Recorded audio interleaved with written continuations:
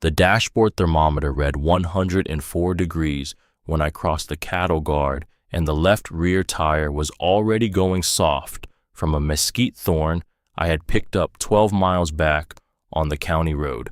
It was a Tuesday in late July of 2019. I was 18 years old. I had $63 folded in my back pocket, a Stanley thermos still half full of gas station coffee, gone cold, and a deed to 40 acres of high desert in Culver County, Texas, 7 miles southeast of a town that barely qualified as one. The truck was a 1987 Ford F-150, the color of old rust, an older Primera. I had bought it 3 weeks earlier in El Paso for $800 cash from a man who told me the transmission was honest and the rest was negotiable. It pulled hard to the left. The passenger mirror was held on with electrical tape. The dashboard had a crack down the middle long enough to lay a finger in. I loved it the way you love something that keeps going when it has no reason to. The 2-track road cut through Creosote and Ocotillo, and the truck complained the whole way. I came over the last low rise, and there it was, the land, my land, the first thing I owned that wasn't a memory. 40 acres of pale ground that looked like the world before anyone had thought to soften it.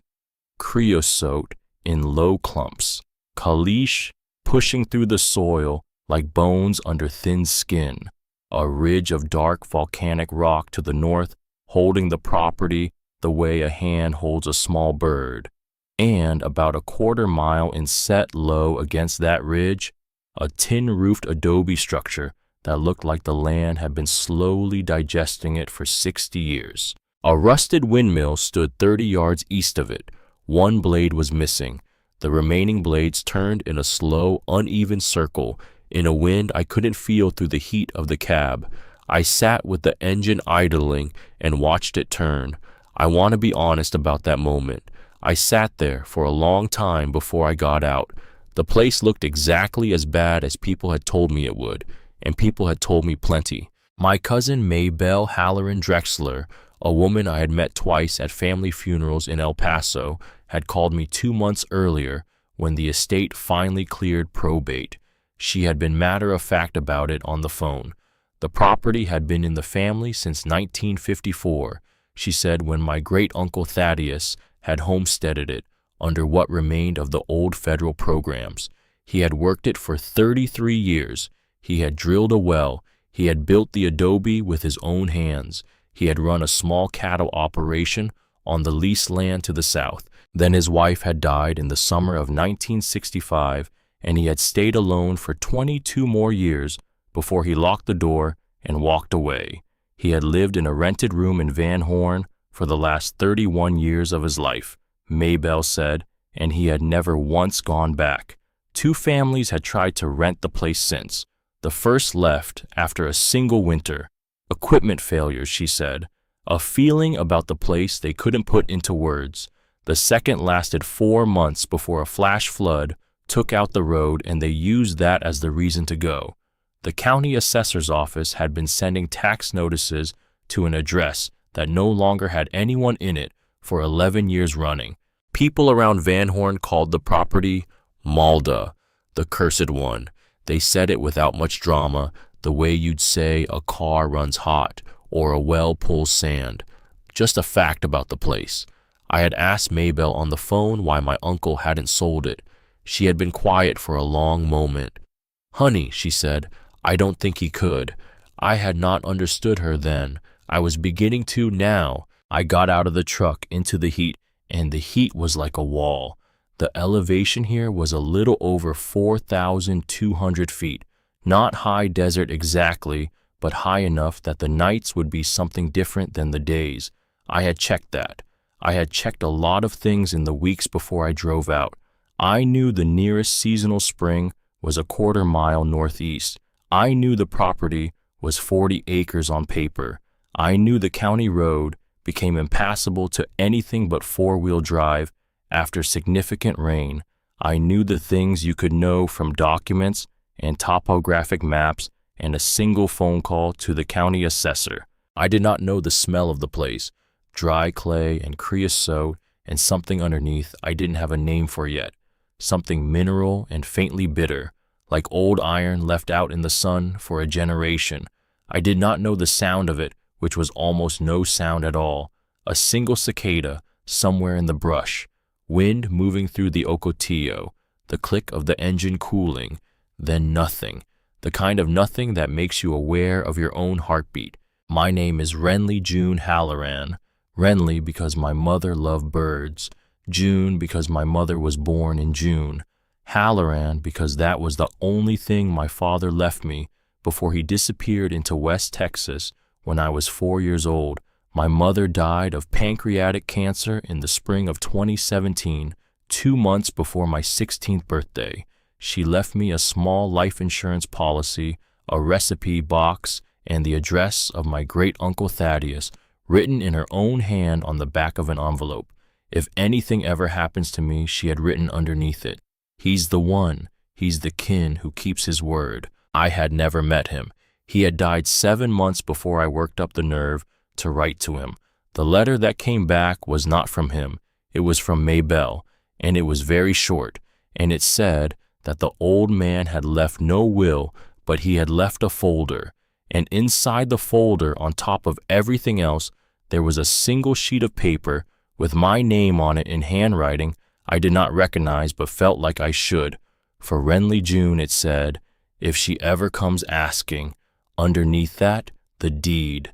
That was how I came to own 40 acres of cursed desert in Culver County, Texas, on a Tuesday in late July of 2019 at the age of 18, with $63 in my back pocket and no plan beyond the next 10 minutes. I walked toward the adobe. The walls were the color of the ground, like the building had grown up out of it rather than been placed there.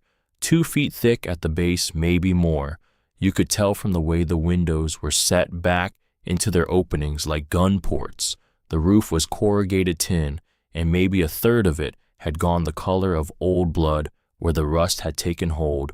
2 windows on the south face, both intact, both so dust-filmed they looked like cataracts.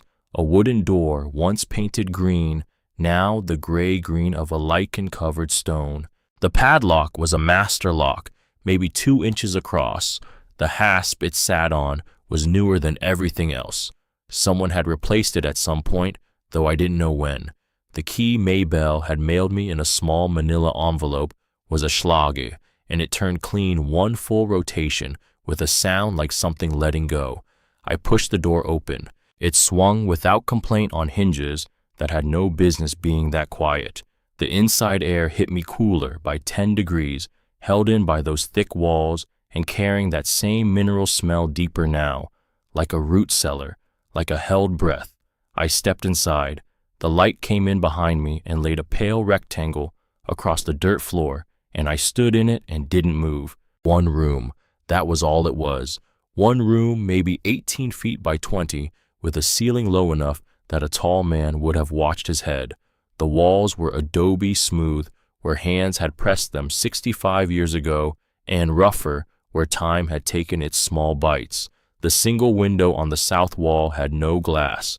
Someone had tacked a square of hardware cloth over it from the inside, and through it, the desert looked like something seen through a screen door, present but filtered, held at a slight distance. There was a wood stove in the northeast corner, cast iron, short legs, no brand I recognized. The nameplate was rusted past reading. A length of stovepipe went up through the ceiling, and I could see looking up that the roof connection had been sealed with a mixture of clay and what looked like horsehair.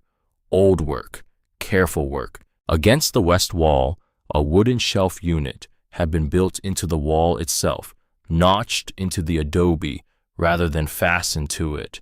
On the shelves, I counted 3 glass mason jars with rusted lids, a candle stub in a tin holder, 2 lengths of baling wire coiled like small sleeping animals, and a hand axe with a cracked handle that had been repaired with electrical tape, now brittle and half unraveled. Against the south wall, under the screen window, a low platform of rough-cut lumber, a sleeping shelf, The mattress, if there had ever been one, was gone, just the boards gray and smooth in a way that meant they had been slept on long enough to take the grain out of them.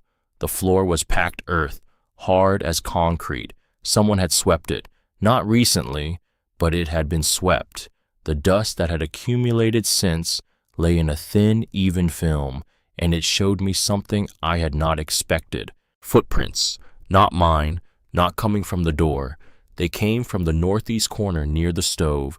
They crossed to the sleeping shelf, and they stopped there. I went very still. The sole pattern was a plain, flat boot, no heel distinct. The prints were shallow, someone light, or someone who moved carefully. They were old enough that the edges had softened, but they were clear enough that the dust on top of them couldn't be more than a single season's worth. The hair on my forearms lifted. I noticed it and filed it away. Not fear exactly, just the body's antenna going up. Someone had been here, after the door was locked, after the master lock and the clean Schlage key. They had come in through some way I had not yet found. They had stood at the sleeping shelf, and then they had gone back out the same way they came in. I turned slowly and looked at the room again, more carefully this time. The northeast corner first. The stove was a cast iron box model, squat and black, seated on a square of fire brick that had been set into the floor rather than laid on top of it. Someone's permanent intention. Behind the stove, where the stovepipe collar met the wall, there was a gap, not accidental. The mortar around one of the adobe bricks had been carved out cleanly. The brick itself pivoted on a wire hinge when I pressed it. It rotated inward on a small wooden spindle. Someone had fitted through it with patience and a brace bit. It was a made thing, a deliberate thing. The gap it revealed was roughly 8 inches wide. The outside light came through it faintly. When I put my face close, I could feel cold air moving. I could smell creosote and dry sand and something else, the particular dusty sweetness of an old pack rat, midden, or just desert rock that had never seen rain. I fit my arm through. My shoulder would not follow. A child could have used it, or a very small adult moving sideways. I stepped back and looked at the floor again. The prints came from that corner, from that exact spot. Someone slim, someone deliberate, someone who knew the brick turned. I set the brick back the way I had found it. I stood in the center of the room with my hands at my sides, and I tried to think about who builds a passage like that and why. The answer that came first was someone who needed a way out that visitors wouldn't find. The answer that came second, slower, was someone who needed a way back in. I moved to the sleeping shelf. It was a wide plank affair, cedar from the smell, mounted on 2 timber brackets that had been mortised into the adobe wall with an exactness that told me whoever built them cared about the work. The shelf itself was bare, but underneath on the floor, directly beneath where the footprints ended, there was a single object I had missed in my first pass through the room. I had looked at the shelf, not under it. A tin box the size of a large book, olive drab, the kind the army issued for field rations or mess kits, with a wire bail handle. It had been pushed back against the wall, and there was no dust on it at all. That registered slowly. When it did, I crouched very still and looked at the floor around it without touching it. The thin dust film showed a smear where it had been slid back, recently enough that the edges of the smear were still sharp. Someone had put it there, or repositioned it since the dust settled, which meant weeks ago at most, maybe less. I put both hands flat on my knees and stayed crouched, looking at it, not picking it up yet. The wire bail handle had been laid flat against the lid. The latch, a simple folded steel tab, was closed but not locked. No padlock, no wire, nothing wound around it, just the tab pressed down. I stayed crouched for what felt like 3 minutes, but was probably 40 seconds. I was listening. Wind off the desert moved through some gap in the roof above the back of the room and made a sound like breathing. Nothing else. I looked at the smear in the dust again. The edge nearest the wall was crisper than the edge nearest me. which meant whatever left it had been sliding the box toward the wall, not pulling it out. Someone had hidden it, or re-hidden it, or simply nudged it back after looking at it themselves. I could not tell which, and I did not want to pick it up before I understood what I was picking up. I stood slowly and walked the perimeter of the room again. This time I watched the floor the whole way. Near the doorframe I found what I had missed, a second set of prints, overlaid on the first, slightly smaller, the heel shallower. 2 people had been in this room, or 1 person twice in different boots. I crouched over them for a while and tried to read the direction, but the floor was uneven and the prints crossed each other, and I could not sort it out. I gave up and went back to the box. I lifted it. It was heavier than I expected for its size, not dramatically heavy, but dense, the weight of packed paper or stacked metal, something with no air in it. The bail handle was cold from the floor. I carried it to the window where the light was best and set it on the sill. The latch opened without resistance. Inside packed tight enough that nothing had shifted. There were 3 things. The first was a stack of papers folded in quarters, held with a rubber band, so old it had fused to itself and left a brown stain on the top sheet. The second was a hand-drawn map on a piece of cardboard, the kind cut from a cereal box or a shipping flat, with markings in pencil and ink both, some faded, some recent enough to be dark. The third was a small object wrapped in a square of chamois cloth tied with a piece of leather lace. I did not unwrap the third thing first, though I wanted to. I set it aside. I picked up the map. The property lines were on it, or what I recognized as the property lines from the deed I had read 17 times before I ever drove out here. But there were other lines too, things the deed didn't show. A line running northeast from the main structure, a circle penciled maybe 2 inches across, sitting out past the dry wash, and next to the circle in handwriting I did not recognize, "Do not." I turned the map over. The back was blank except for a single date written in the upper corner in pencil. March 14th, 1971, 52 years. The cardboard was brittle at the edges, and I held it the way you'd hold something that couldn't be reprinted. The circle sat roughly where I had glimpsed an old pump foundation on my walk-in, a concrete pad I had seen from the truck half buried under a creosote bush, and a drift of caliche that looked like it hadn't been disturbed in decades. I had walked past it on instinct.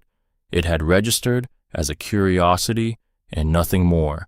Now it registered as something else. Do not. Not do not dig, not do not open, just do not. 2 words with enough room in between them for a whole decision's worth of meaning. I set the map flat on the sleeping shelf and unfolded the papers.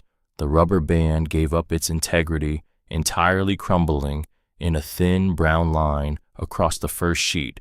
What was underneath was a letter, handwritten, 3 pages. The ink faded to the color of old tea. The handwriting was small and controlled, the kind you develop when paper is something you conserve rather than waste. I had to angle it toward the light to read it at all. It was dated 6 weeks before the map, January of 1971.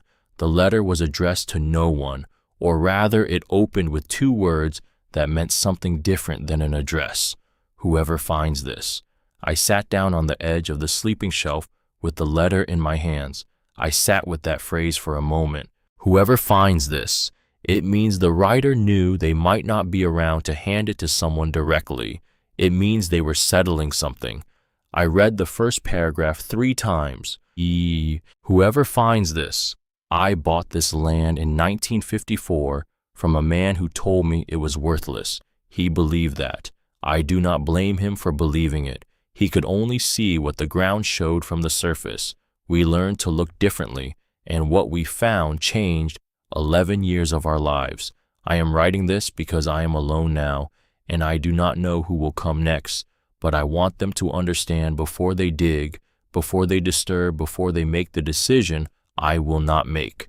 Some things under the ground are better understood than they are taken. I am not a superstitious man. What I am writing is not a warning about curses. I stopped there. Outside, the desert had gone completely quiet. Not the ordinary quiet of late afternoon, something stiller than that, as though the wind had paused mid-breath. The hardware cloth in the south window made a small, ticking sound as the metal contracted in the heat shift. I read the second sentence again. We learned to look differently. We, not I.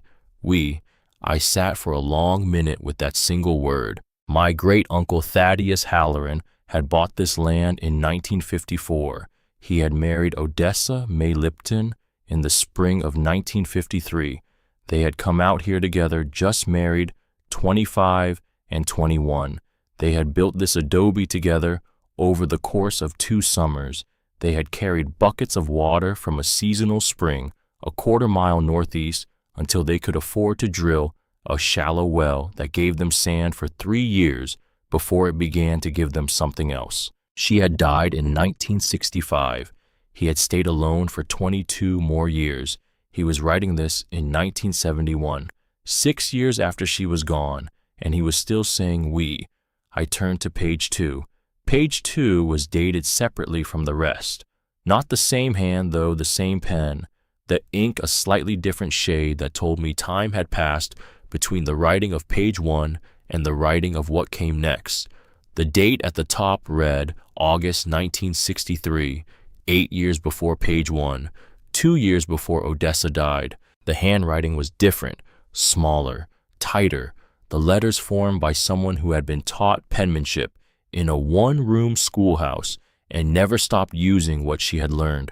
The kind of writing you get from a woman who reads more than she speaks. I had seen this handwriting before. I had seen it on the inside cover of A Joy of Cooking that had belonged to my mother. To my niece, with love, Aunt Odessa, Christmas, 1969. I had read those words 100 times as a child without knowing whose hand had written them. I had run my finger along the loop of the O in Odessa and thought it looked like a small bird in flight. I was reading her now. The water is not on the surface, page 2 said. It is not near the surface. It is 114 feet down in a lens of sandstone that sits above an impermeable clay shelf. I found it by reading the vegetation. There is a species of rabbit brush that roots differently when moisture exists at depth. The taproot angles rather than descends straight. I mapped 41 of these plants across the property over the course of 2 summers. The pattern they describe is not random. I will draw it on the inside back cover. Follow the line from the northeastern corner post bearing 230 degrees magnetic until the ground drops 11 inches over a distance of roughly 40 feet. That depression is not natural erosion. I made it. I was wrong about where to dig first. The correct location is 18 feet south of where I stopped. I lowered the letter to my lap. The room around me had gone strange. The shape of it had not changed. The light had not changed. But the meaning of the room had changed. This was not the cabin of an old man who had been driven off his land by his wife's death. This was the cabin of 2 people who had, together with their own hands, and over the course of years, figured out something that everyone else in Culver County had failed to figure out for 150 years. This land was not cursed. This land was hiding water. And the person who had found it, who had read the vegetation and walked the bearings and done the geologic work with hand tools in a desert nobody else would even look at, twice, was not my great-uncle. It was a woman named Odessa May Halloran, who had died in 1965 at the age of 33 before she could drill the well her own hands had mapped. I sat on that sleeping shelf with her letter in my hands, and I felt the past of this room push up against me like a held breath, finally letting go. Whoever finds this, I am whoever I thought. I am the one who came. The Coleman lantern was not lit yet. The sun outside was beginning its long fall toward the Diablo Range, and the light through the south window had gone the color of weak tea. I stood up carefully. I set the letter back inside the tin box. I did not unwrap the chamois bundle. I was not ready. I walked to the door. I stood in the doorway and looked out at the 40 acres that the deed in my back pocket said belonged to me now. The creosote ran in low waves toward the dry wash. The caliche shelves pushed up through the soil like the broken backs of buried animals.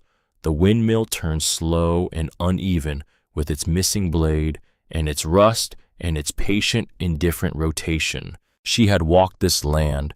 She had counted 41 rabbit brush plants over 2 summers. She had carried a compass in her apron pocket and a soil probe in her hand, and she had figured out alone in the heat of West Texas in the early 1960s that there was a lens of water sitting 114 feet beneath ground that everyone else had given up on. I thought about my mother's handwriting on the back of an envelope. He's the one. He's the kin who keeps his word. He had kept his word. Whatever it was, whatever word he had given, he had kept it for 53 years, and he had left this for me, or for whoever came next who had the sense to read it. I stepped back inside. That was when I noticed the second thing about the floor. Near the door where my own boot prints now overlapped the older ones, the second smaller set of prints did not stop at the sleeping shelf. They turned. They went past the sleeping shelf. They led toward the rotating brick behind the stove. Whoever had come in through that gap had stood at the sleeping shelf. They had crouched. They had touched the box. And then they had gone back out, but not before standing for a long moment in front of the south window, where the prints clustered, where the dust had been disturbed in a small half circle, as though someone had stood there and watched the road for a long time. I went to that window. I stood in the same spot. The road from the cattle guard ran straight for a quarter mile before it bent around the creosote rise. From this window you could see anything coming half a mile out. Whoever had been here was a watcher, a patient one. I made a small mental list of what I knew. 1. Someone had been inside this cabin recently, within months, maybe weeks. 2. They had come through the rotating brick. They had not broken the lock. They had known the brick rotated, which meant they had either been here before or been told. 3. They had moved the tin box. They had handled it. They had set it back but slightly off from where it had originally rested. 4. They had watched the road from the south window before they left. 5. They were small enough to fit through an 8-inch passage. The footprints were narrow. The stride was short. The weight was light. 6. The boot they wore was a plain, flat-soled work boot, the kind sold in feed stores in towns like Van Horn for under $25, the kind a person buys when they need the boot to last and don't care how it looks. I did not yet know who. I did not yet know why. I turned back to the room. The lantern was on the shelf above the stove beside a box of Strike Anywhere matches. I lit it on the second try. The light bloomed yellow and soft and made the adobe walls look the color of butter. Outside, the desert was sliding toward dusk. I had maybe 40 minutes of usable daylight left. I took the tin box back from the windowsill and set it on the sleeping shelf beside me. I unfolded the letter again. I read page 3. Page 3 was the one Thad had written. I have been alone on this property since the summer of 1965, he wrote. Odessa May died on August the 22nd of that year. The cause of death recorded by the county was an accidental fall from a horse. She did not own a horse. We did not keep horses on this property. The horse in question belonged to a neighbor whose father wanted very much for this land to be his. I will not say more than that in this letter, because I do not know who will read it, and because the saying does not bring her back. But I will say this, Odessa. May was a woman who could read the desert better than any man I ever met.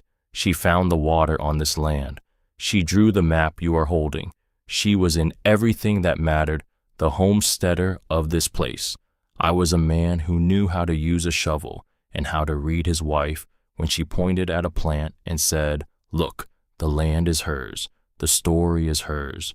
If anyone ever comes to this place who is worthy of it, they will be the kind of person who can sit with that, who can put their own name second. I read it twice. I folded the letter back along its old creases. I set it inside the tin box. I closed the lid. I sat in the lantern light with my hands flat on my knees, and I felt something in my chest that I did not have a word for yet. She had been 33 years old. She had mapped 41 rabbit brush plants over 2 summers. She had penciled the bearing and the depth and the gallons per minute on the inside back cover of a journal she had kept hidden inside a tin box under a sleeping shelf in an adobe cabin in the middle of nowhere. And then she had died, and someone had stayed for 22 more years before he could bring himself to leave the place that had taken her. I stood up. I walked to the door. I stood in the doorway with the lantern in my hand, and I looked out across the 40 acres that were mine now. It was full dark. The sky was the kind of deep purple black that only happens in places that have never seen a street lamp. The Milky Way was beginning to show. The cicadas had started. A coyote called once from somewhere north of the dry wash, and another answered from further away, and then both went silent. I stood in the doorway for a long time. Then I heard something else. Not the wind, not the cicadas, not the coyotes. A footfall, soft, single, stopped almost as soon as it began. From somewhere out past the windmill, from the dark beyond the lantern's reach. I did not move. I did not call out. I let my eyes adjust away from the lantern, and I looked past it into the dark. There was no second footfall. There was no third. But somewhere out there, beyond the windmill, beyond the dry wash, someone was standing very still in the desert at full dark, watching the cabin where I now stood with a Coleman lantern in my hand and a tin box on a sleeping shelf behind me. I went back inside. I closed the door. I slid the wooden bar across it that Thad or Odessa or both of them had set in place 65 years ago, and I stood with my back against it, and I listened. I heard nothing.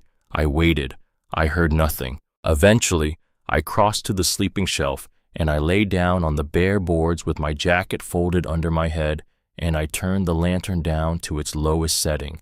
The light made the cracks in the adobe walls look like the lines on the palm of an old hand. I did not sleep. Not really. I lay there in the half-dark with my eyes open, and I thought about the things I had learned in the first 6 hours of owning 40 acres in Culver County, Texas. I thought about a woman named Odessa May who had read the vegetation of a piece of cursed land and found water at 114 feet. I thought about a man named Thaddeus who had stayed 22 more years after she was gone alone in this cabin with her map under his bed and her handwriting in his journal and her name in his mouth every time he said the word we. I thought about the rotating brick. I thought about the footprints. I thought about the smear in the dust where someone had slid the box back into place. I thought about the soft single footfall in the desert beyond the windmill, and I thought about my mother's handwriting on the back of an envelope 2 years before she died, with the address of a man she had never met but had trusted enough to send me to. He's the one. He's the kin who keeps his word. He had kept his word. The question now was whether I could keep mine, whatever it turned out to be, whatever this land was about to ask of me. The wind came up sometime before dawn. It pulled at something loose on the roof's western edge and worried it back and forth like a dog with something dead. I lay on the cot and listened to it. I counted the intervals. I tried to judge whether it was a ridge cap or a piece of fascia or something structural I had not had the light to inspect properly. When the sound did not change character, just persistence, not worsening, I decided it could wait until dawn, and I closed my eyes again. I don't think I actually slept. By 6, I was outside with a tin cup and the sky still gray enough to show Venus low over the eastern ridge. The loose piece turned out to be a section of drip edge on the northwest corner. bent upward at the seam where two panels met. Someone had nailed it rather than screwed it, and the nails had walked out over seasons of thermal expansion. I pressed it back with my palm, marked the spot with a scrap of wire tied around the fascia board below, added the repair to the list I was keeping in the back of my own small notebook, not Odessa's, mine. Then I went to find the tool shed. Thad had mentioned it twice in his pages without describing its location, which told me he considered it obvious.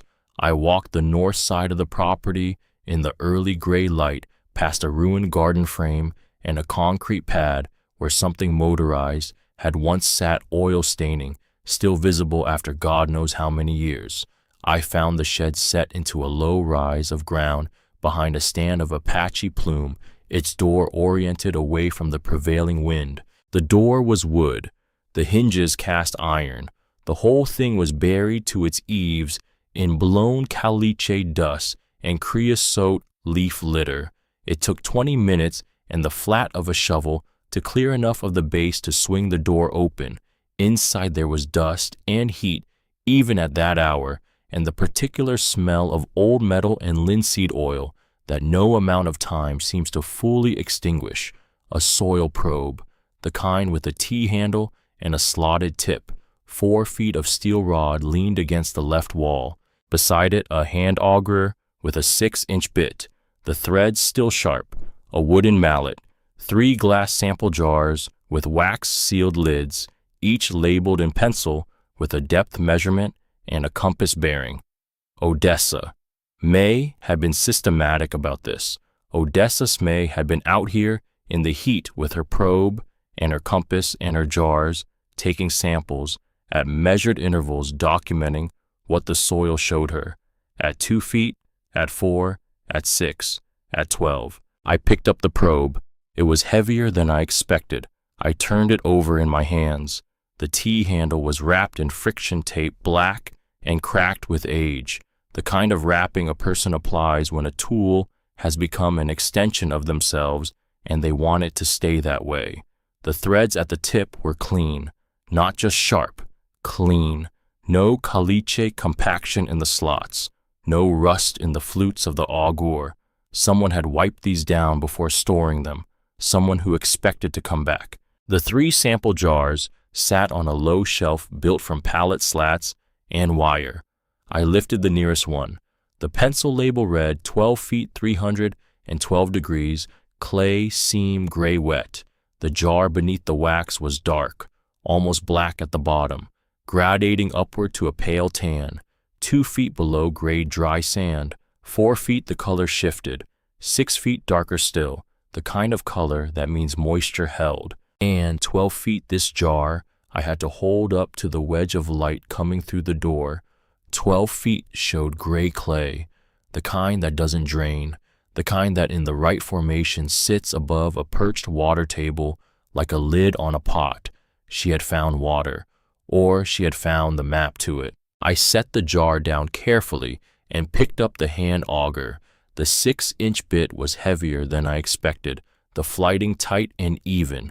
It would pull soil cores with the same precision the probe took plugs. Together they formed a system, probe to locate the layer, auger to confirm it, jars to record what you brought up. This was not a woman guessing. This was a woman doing geologic work with hand tools in a desert hollow in 1963 alone, while her husband ran cattle on the lease to the south. I carried the 3 jars and the probe and the auger back to the cabin in 2 trips. I set everything on the sleeping shelf under the window where the morning light would fall on them. Then I went back for the mallet. Standing in that buried shed in the rising heat, I understood something about the shape of the problem she had been solving. The homestead surface well had never been reliable. I knew that from the deed paperwork, which mentioned a seasonal cistern and an off-site water source at a distance of approximately 300 yards. 300 yards in a specific direction marked on no map I had found yet. But Odessa had known the direction. She had documented it in compass bearings, penciled onto glass jars, stored in a shed, oriented away from the wind, away from casual attention, as though the location of water on this land was something worth keeping close. I set the mallet on the sleeping shelf beside the jars and looked at the compass bearings written in her hand. The first bearing read 312 degrees northwest, corrected for the declination penciled in the margin. She had even noted the declination, 11 degrees east, which matched the era and the region precisely. The second jar confirmed it, 312, with a secondary annotation that read, "Follow the grade change approximately 280 paces. Look for the seep at the base of the caliche shelf." I did not have a compass. I had a phone with a dead battery and a sun that was 40 minutes from cresting the ridge. I charged the phone from the truck's cigarette lighter. I waited 12 minutes. I opened the compass app. I stood in the doorway of the cabin and oriented myself. 312 degrees pointed northwest. Up the slope, past the creosote flat, into the broken ground where the terrain folded into a shallow drainage I had walked past on the way in because it looked like nothing. Dry, choked with brittle brush, the kind of ground a person walks around rather than through. I walked it. The paces were long ones, a tall woman's paces. I am not short. At 280 of mine, I was standing at the base of a pale caliche shelf, a hard calcium layer that pushed through the soil like a bone through skin, maybe 4 feet high, running horizontal across the drainage for 30 yards in either direction. The ground at its base was darker than the surrounding soil, not wet, but darker in the way that ground is darker when moisture has visited it recently enough to matter. I crouched down and pressed my palm flat against it. Cool, not cold, not damp, but measurably cooler than the air temperature, which was already climbing past 90. I pressed harder, held still, waited. A fly landed on my wrist. That was the only sound. Then, faint enough that I questioned whether I was inventing it, I felt a faint give, not movement exactly, but a softness in the soil at 3 or 4 inches of depth, a softness that hardened again as I pressed deeper. The water table here was close, not at the surface, but close, closer than anywhere else on this property by a margin I could feel through my hand. She had found this, probably in a dry August like this one, walking the same bearing with the same deliberate patience, counting her paces, trusting her instruments, and then she had put the information in jars, and she had put the map in a tin box, and she had hidden them under a sleeping shelf in an adobe cabin behind a brick that rotated on a wire hinge. Because she had known something I was only beginning to understand. She had known that water in this country in 1963 on a piece of land everyone else had written off was not just water. It was the question of whether the land was alive or dead. It was worth more than gold. It was worth more than oil. In Culver County in 1963, on 40 acres of caliche flats, a confirmed water lens at 114 feet was the difference between a homestead that could feed a family and a piece of ground that could only kill them slowly. She had known that, and someone else had known that she had known. And on August the 22nd, 1965, she had died of an accidental fall from a horse she did not own. I knelt at the base of the caliche shelf for a long time with my palm pressed flat against the cool ground. The sun came over the ridge and laid its hard white light across the drainage. The fly left my wrist. Somewhere behind me, back toward the cabin, the windmill made its slow, uneven turn in a wind I could not feel. I stood up. I walked back to the cabin along the same line I had come, counting my paces in reverse. 280, down to 0, back to the door. The door was still closed, the bar still set, the lantern still on the shelf where I had left it. But the truck was different. When I had parked the truck the day before, I had angled it so the driver's door faced the cabin and the bed faced the road. The way I had been parking trucks since I was 15 when my mother had let me drive her old Buick around the lot behind our apartment. The truck was still where I had left it, but there were fresh tire tracks in the dust behind it. Not mine, a second vehicle, wider tracks, a heavier truck, something with off-road tires. It had come up. The two-track behind mine stopped maybe 40 feet from my tailgate, sat there long enough to leave a clean pair of pressure marks where the tires had settled into the caliche dust, and then turned around and gone back out the way it had come. While I had been kneeling at the base of the caliche shelf with my palm pressed to the ground, someone had driven onto my land, idled behind my truck, and driven back off. They had not knocked. They had not called out. They had come, and they had looked, and they had left. I stood in the dust beside my own truck, and I looked at the tracks for a long time. Then I looked up past the cabin, past the windmill, out across the 40 acres of Culver County, Texas, that had belonged to a woman named Odessa May Halloran before she died at the age of 33 with a compass in her apron pocket and the bearing to water in her own hand. The desert looked back at me with the same flat indifference it had shown me when I drove in, but I understood now that the indifference was a kind of disguise. There was something on this land, there was something under this land, and someone somewhere in Culver County did not want me to find it. I went inside. I shut the door. I slid the bar across. I sat down on the edge of the sleeping shelf in the lantern light with Odessa's letter open across my knees, and her soil probe leaned against the wall behind me, and I made the first decision I had made entirely on my own since my mother died. I was not going to sell this land. I was not going to leave. I was going to find her water. And whoever it was that had been watching the cabin from beyond the windmill at full dark, and whoever it was that had idled behind my truck in the dust while I knelt at the base of the caliche shelf, they were going to have to come and meet me face to face if they wanted me gone. The wind picked up outside. It pulled at the loose drip edge on the northwest corner. The cicadas had started again somewhere in the brush near the dry wash. I sat in the lantern light and I read Odessa's letter one more time, all the way through slowly, the way you read something that has been waiting 52 years for a reader who could understand it. Whoever finds this, I am whoever I thought. I am the one who came. I am the one who stayed.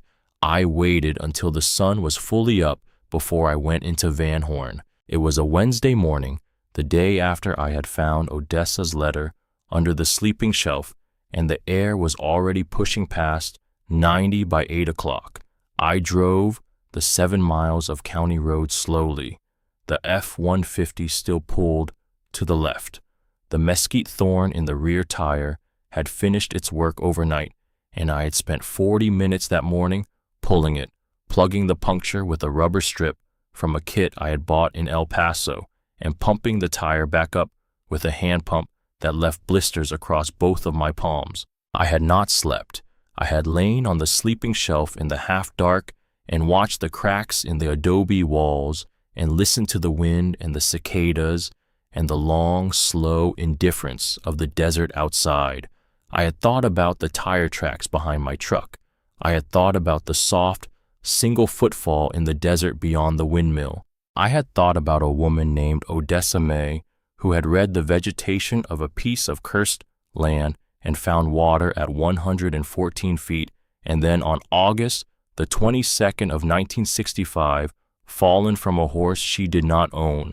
I had thought about all of it for a long time in the dark while the wind worried at the drip edge on the northwest corner of the roof. Now I was driving into town because I needed casing pipe, because I needed to know what a hand auger rig cost to rent, and because I needed to look the people of Van Horn in the eye and see what came up in their faces when I said the name Halloran. Van Horn sat at the intersection of 2 state highways and 1 set of railroad tracks. The population sign at the city limit read 2,331. The sign looked like it had read that for a long time. I parked the F-150 in front of a building that called itself Tate's Hardware and Feed. The paint on the sign was old. The lettering had been redone by hand at some point, and the second hand had not been as steady as the first. The windows were the kind that hadn't been cleaned in years, because cleaning them wouldn't change anything. The bell above the door made a single flat sound when I pushed it open. The inside of the store smelled like dust and machine oil and the particular sweetness of leather conditioner. The aisles were narrow. The shelves went all the way up to a tin ceiling that had been stamped with a pattern someone had stopped caring about decades ago. Behind the counter, a man was reading a newspaper folded into quarters. He was maybe 70, lean as a piece of fence wire, with white hair cut close to his skull, and a face that had been weathered into a kind of permanent attention. He did not look up when the bell rang. He turned a page of the newspaper. He waited. He let the silence do its work. Then, without looking up, he said, "You'd be the Halloran girl." I stopped just inside the door. He folded the newspaper. He set it down. He raised his eyes. They were gray, not the pale gray of weak coffee, the gray of something harder than that. "My name's Buford Tate," he said. "I knew your great-uncle for 41 years. I knew your great-aunt for 12. You've got Odessa May's chin, and you've got Thaddeus's way of standing in a doorway. I'd have known you walking past my window on the other side of the street." I did not move from where I was standing. I had not told anyone in Van Horn that I was coming. I had not stopped for gas in this town. I had not asked for directions. I had driven straight through on the day I arrived, and I had not been back since. But Buford Tate had known I was coming. "Who told you?" I said. "May Belle Halloran called me in May," he said. "She said an 18-year-old girl was about to take possession of the property. She said her name was Renly June. She asked me when you walked in to be honest with you. So I will be." I let the door close behind me. "All right," I said. "Come sit," he said. He gestured to a wooden stool beside the counter. I crossed the store and sat on it. He poured coffee from a glass pot into a chipped mug and slid it toward me without asking whether I wanted it. "You'll have come for casing pipe," he said. "Yes." 2 inch or 4? "I don't know yet. I haven't priced the rig." He nodded once. "You won't be needing to price the rig," he said. "Your great-aunt's hand auger is in that shed behind the cabin, and the threads on the bit are still sharp, and the only thing it needs is a pair of arms that won't quit before the work is finished. Are yours that pair?" "Yes," I said. He looked at me for a long moment. "All right," he said. He turned and walked to the back of the store, and he came back with a coil of 2-inch galvanized casing pipe and a slotted screen and a foot valve and a small length of poly drop pipe and a hand pump head that looked older than I was. He set all of it on the counter between us. "This is what you'll need to start," he said. "The rest you'll figure out as you go. The pipe is $40, the screen is $12, the foot valve is $8, the drop pipe is $15, and the pump head is whatever you can pay for it because it has been sitting in my back room for 34 years, and I am tired of looking at it." I had $63 in my back pocket. I had used 4 of them for gas on the way in. "I can give you $61 today," I said. "I can give you the rest when I can give it to you." He nodded. "That'll do." I counted out the money on the counter. He did not count it again. He folded the bills once and put them in the pocket of his shirt without looking at them. "There's a man coming in here in about 10 minutes, he said. "His name is Cordell Brennan. He owns the property that adjoins yours to the south and the east. He'll be coming in for chicken wire and a roll of barbed. He does that on Wednesdays. He always has." He picked up the newspaper. He folded it back along its old creases. When he comes in, he said, "I would like you to be sitting on that stool drinking your coffee. I would like him to walk in and see you. I would like him to know that you have already been here. Do you understand me, Renly June?" "I think so," I said. "He's going to offer to buy your land," Buford Tate said. "He's going to offer more than it is worth. He has been waiting to make that offer for 54 years. I want you to listen to the number. I want you to remember the number, and I want you not to say yes. I looked at him. Why, I said. He set the newspaper down again. He looked at me with those gray eyes. Because his father killed your great-aunt, he said, and because he knows that, and because the only reason he wants the land is to make sure nobody ever finds out. The bell above the door made a single flat sound. I did not turn around. I heard the bootsteps on the wooden floor, heavy, even, the walk of a man who had been walking into this store on Wednesdays for 50 years. I heard him stop maybe 10 feet behind me. I heard him breathe out once slow.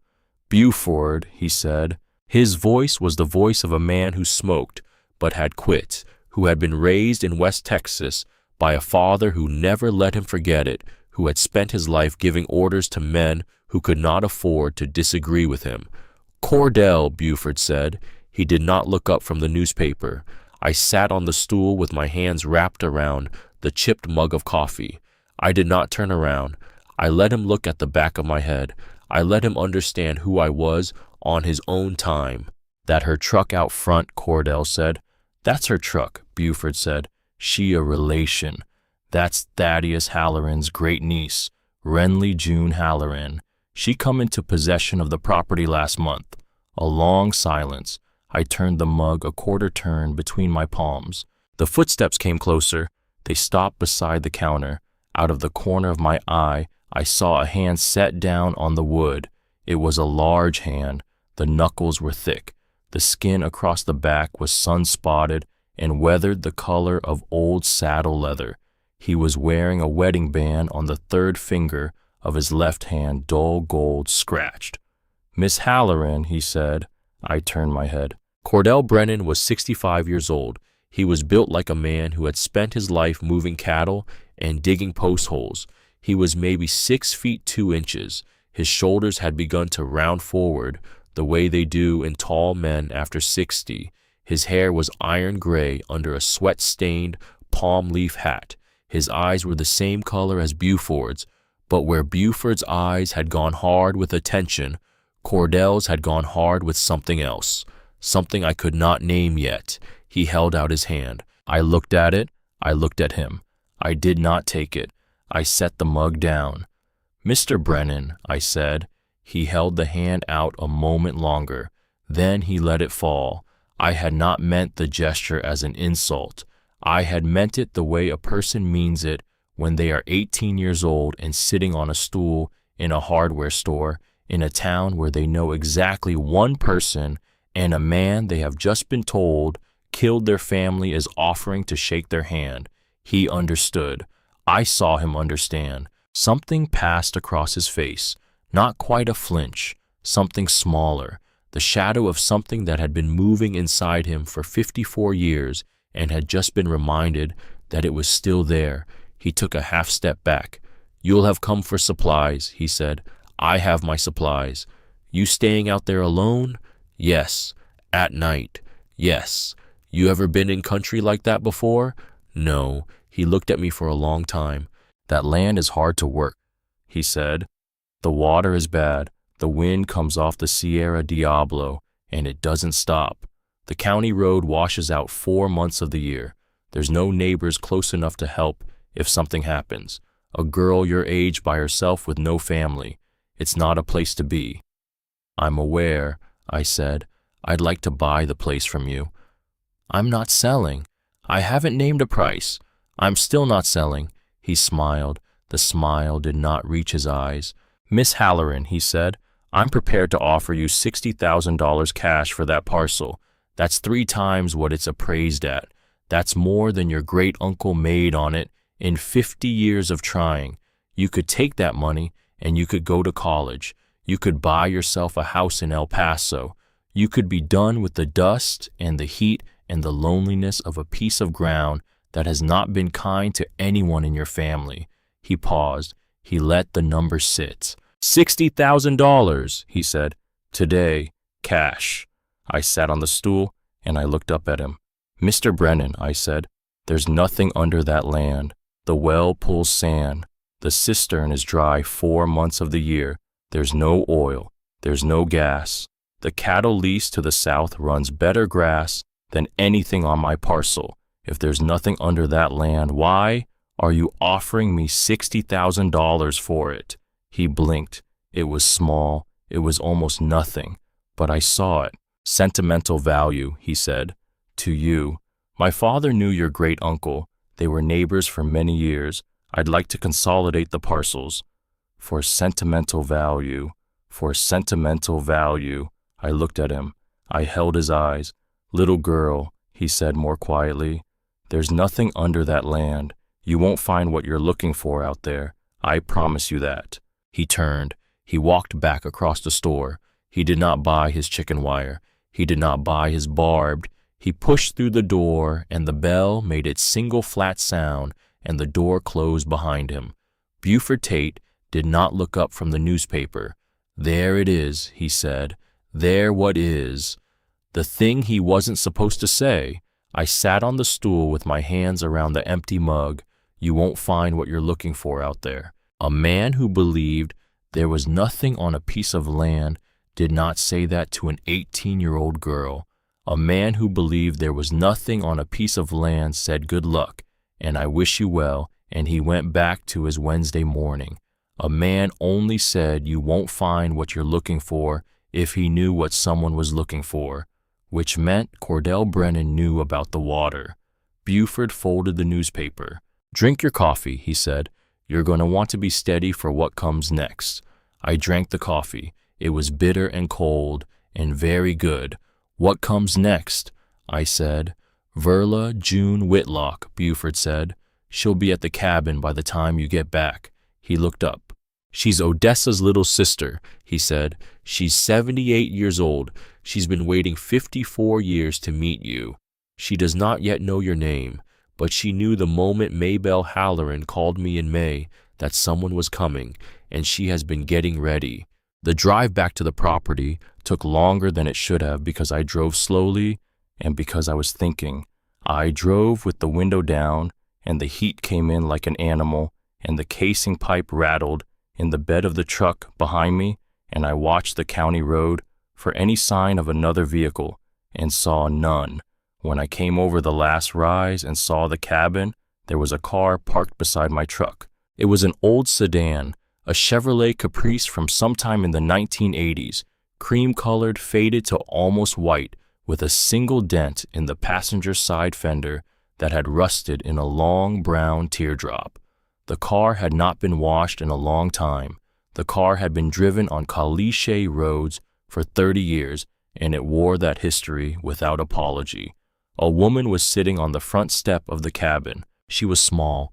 She wore a faded blue dress and a thin gray cardigan, despite the heat.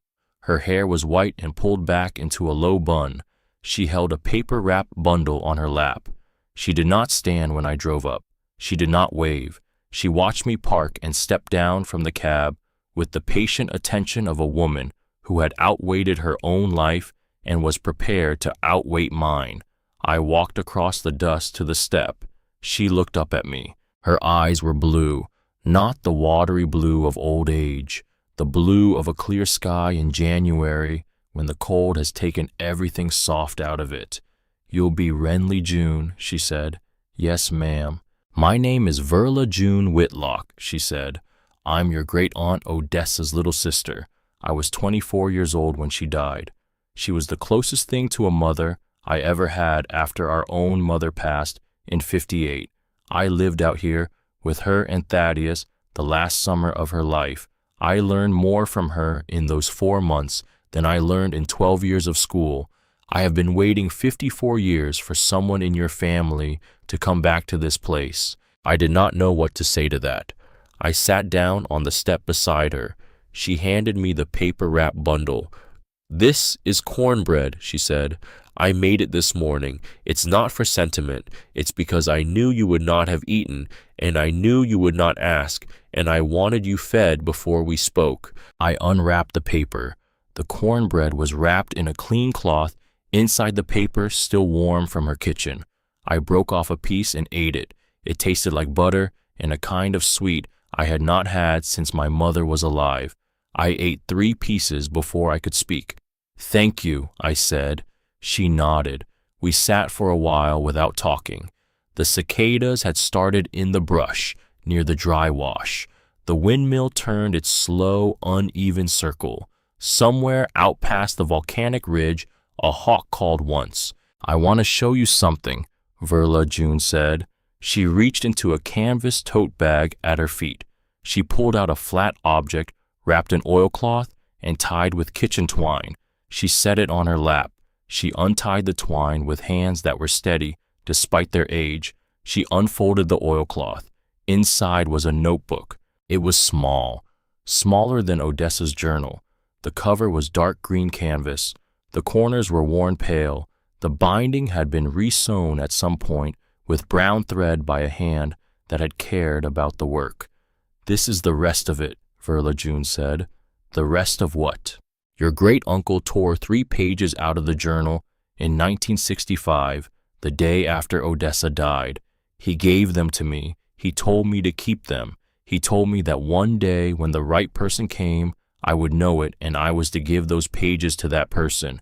He never described who the right person would be. He told me I would know.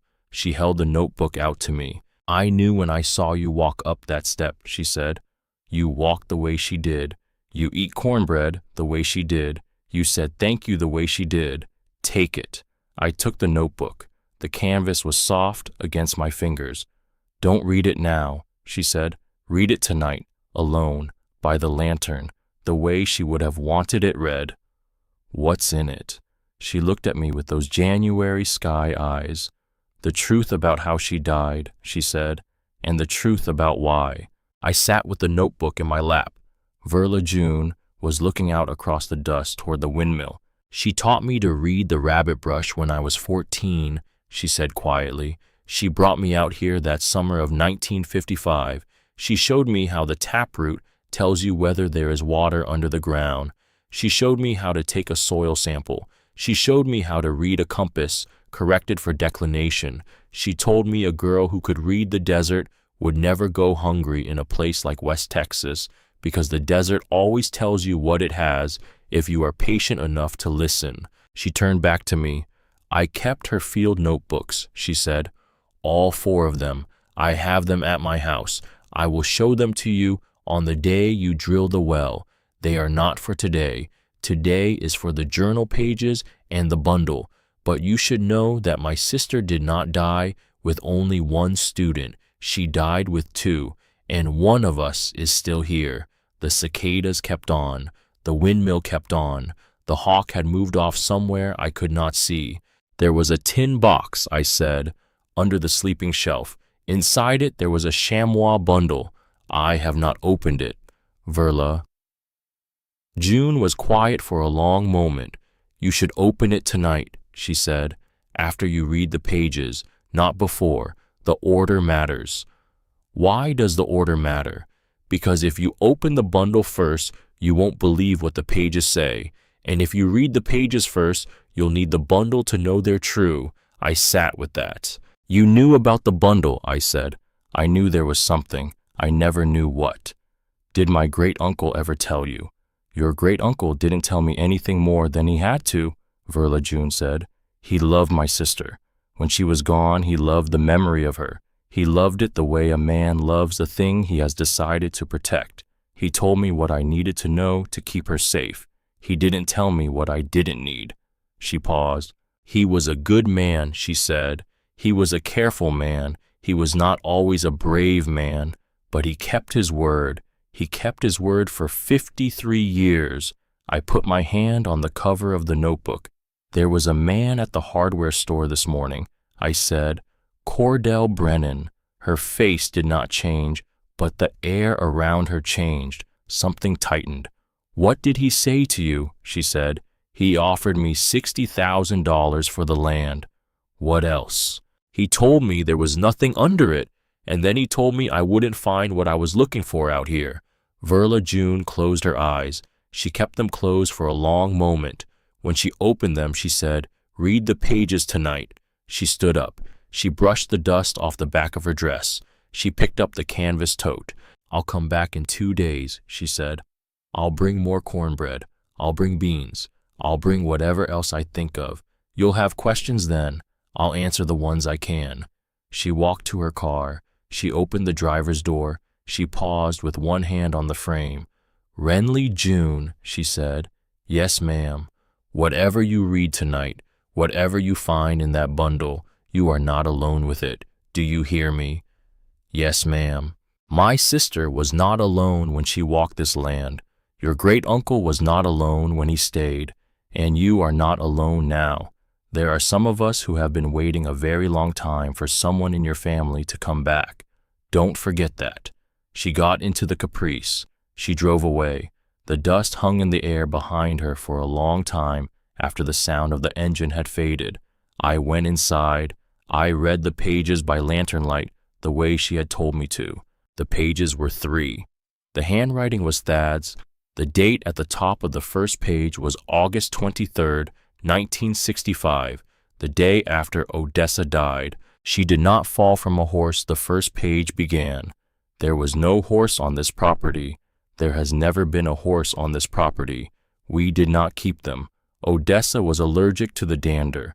The county coroner wrote down what he was told to write down by the Brennan family attorney, who is the brother-in-law of the sheriff of Culver County. I am writing this so that there is a record somewhere in my own hand that is not the record they have made. On the morning of August 22nd, I was running cattle on the leased land to the south. Odessa stayed home. She was going out to check the rabbit brush plants she had been monitoring for 2 years. She took her compass and her notebook. She told me she would be back by the time the sun touched the ridge. She did not come back. I found her at 4 in the afternoon at the base of the Caliche Shelf, 312 degrees from the northeast corner post, 280 paces in. She was on her side. Her notebook was open beside her. Her pencil was still in her hand. There was a single bullet wound in her back between the 3rd and 4th ribs on the right side. The bullet had not exited.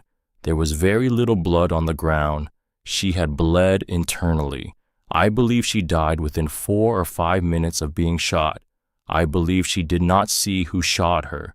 I stopped reading. I set the page down. I sat in the lantern light for a long time. The cicadas were going outside. The wind had picked up. The drip edge on the northwest corner was making its small, worried sound again. I picked up the second page. I drove her body back to the cabin in the bed of my truck. The second page said, "I did not call the sheriff that day. I called him the next morning. By that time, I had moved her into the cabin. I had cleaned her. I had dressed her in the dress she would have wanted. I had taken the bullet out of her body myself with my own hands in the kitchen with a kitchen knife I will never use again. I have kept the bullet. It is a .30-06. It is the same caliber that Royce Brennan, who owns the property to the east, uses for his deer hunting.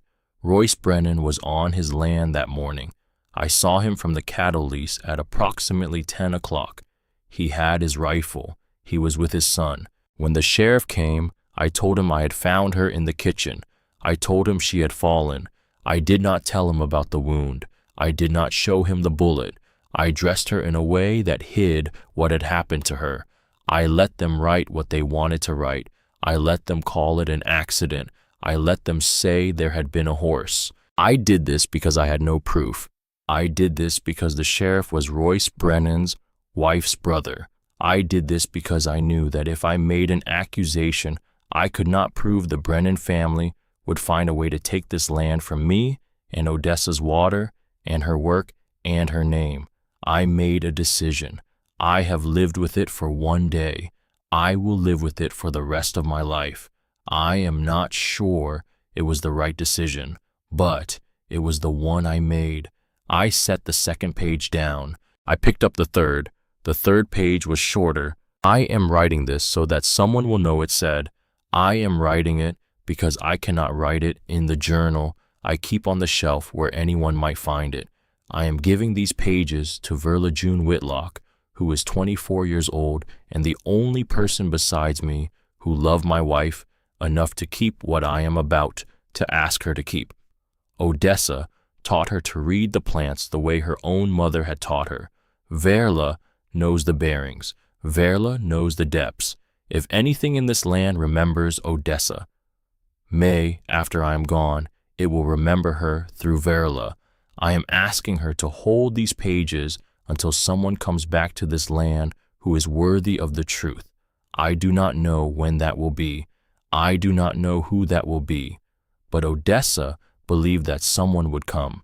She said so the week before she died. She said the land would take care of itself, and the right person would find the water, and the right person would find this letter, and the right person would know what to do with it. I am trusting her belief. I have nothing else.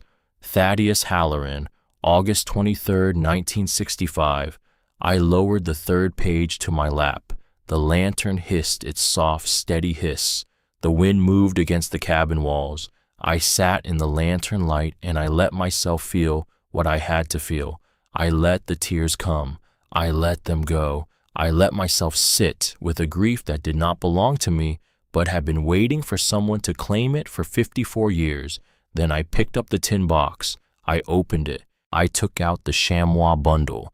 I untied the leather lace with hands that were not shaking, though they had a right to. The chamois fell open. Inside, on the soft yellowed leather, there were 4 things. The first was a wedding band, plain, worn smooth. Inside the band, engraved in small letters, 2 words and a date. To Odessa, May 1953. The second was a square of fabric, dark blue cotton, once part of a work shirt judging by the weave. The fabric had a hole in it. Around the hole a dark stain had soaked into the cotton and dried there a long time ago. The stain had gone brown. The cotton around it was stiff. The third was a bullet. It had been cleaned. It had been wiped down to bare lead and copper. The base was intact. The nose was deformed from impact. It was the size of my thumbnail. I held it in the palm of my hand for a long moment.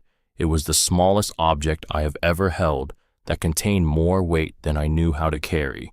The fourth was a photograph. It was small, black and white. The edges had yellowed. It showed a woman. She was kneeling at the base of a pale caliche shelf. She was wearing the same blue work shirt the fabric square had come from. She was looking up at the camera, and she was smiling. She was beautiful in a way that did not require beauty. She had a strong jaw and dark eyebrows and hair pulled back at the nape of her neck. She was holding a soil probe in one hand and a small notebook in the other. The shelf behind her was the one I had pressed my palm against yesterday afternoon. The angle was the same low caliche bench, the same drainage cut, the same fold of ground where the terrain dropped away to the southwest. She had been kneeling exactly where I had knelt.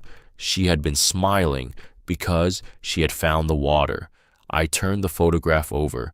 On the back in pencil, in her own handwriting, August 1964. The water is here, 1 year before she died. I sat on the sleeping shelf in the lantern light for a long time with that photograph in my hands. I did not cry again. I was past crying. I had moved into the place behind crying, the place where the body has decided what it is going to do, and the mind is only waiting for the body to start. I understood now. The map, the words do not, the bundle Thad had hidden under the sleeping shelf, the way he had said some things under the ground are better understood than they are taken. He had not been writing about water. He had been writing about her. She was buried under that caliche shelf. Thad had carried her body the 280 paces from where she fell, and he had buried her at the base of the caliche shelf, in the cool earth where the water lay, 114 feet below, in the exact spot she had been kneeling when she made the discovery that would have changed her life. He had buried her there because he could not bury her in town where the Brennans owned the cemetery committee. He had buried her there because she had loved that spot. He had buried her there because the only way to protect what she had found was to lie down on top of it with the woman who had found it. He had marked the spot on the map with a circle. He had written do not do not dig for water, do not disturb her. I sat for a long time. The wind moved against the cabin. The cicadas worked through their slow, steady song. The lantern hissed. I picked up the bullet again. I rolled it between my thumb and finger. Cordell Brennan had said you won't find what you're looking for out there. He had been wrong about what I was looking for. I had come for water. Now I was going to find a way to give a woman her name back. There was a knock on the door. I went very still. It was full dark. It was past 10 at night. The wind had risen enough that I had not heard a car. I had not heard footsteps in the dust. But someone was outside the door, knocking. 3 slow knocks, a pause, 2 more. I set the bundle down. I crossed the floor barefoot. I stood at the door with my hand on the wooden bar. Who is it? I said. A voice on the other side. A man's voice, quiet, older than I had expected. It's Buford Tate, it said. Open the door. There's something you need to know tonight. I lifted the bar. I opened the door. Buford Tate stood in the doorway with his palm leaf hat in his hand and his face lit yellow by the lantern light spilling out around me. Behind him in the dust, his old Ford pickup was parked with the headlights off. I had not heard him drive in. He looked at my face. He saw what was on it. You read the pages, he said. Yes. You opened the bundle. Yes. He nodded once. Cordell Brennan was at the cemetery tonight, he said. He was at his father's grave. Royce has been dead 6 years. Cordell goes out to that grave every Wednesday night and stands at it for half an hour. He has done it every Wednesday since the day his father was buried. Tonight he stayed 45 minutes. Tonight he was crying. I saw him from the road on my way out here. He paused. He knows you know, he said. He doesn't know how much, but he knows enough. He's going to make a move on you. I don't know what move, I don't know when, but it will be soon, and it will not be him. What do you mean it won't be him? Cordell Brennan has never done his own dirty work in his life, Buford said. Not once. He had men for it when he was younger, and he has lawyers for it now.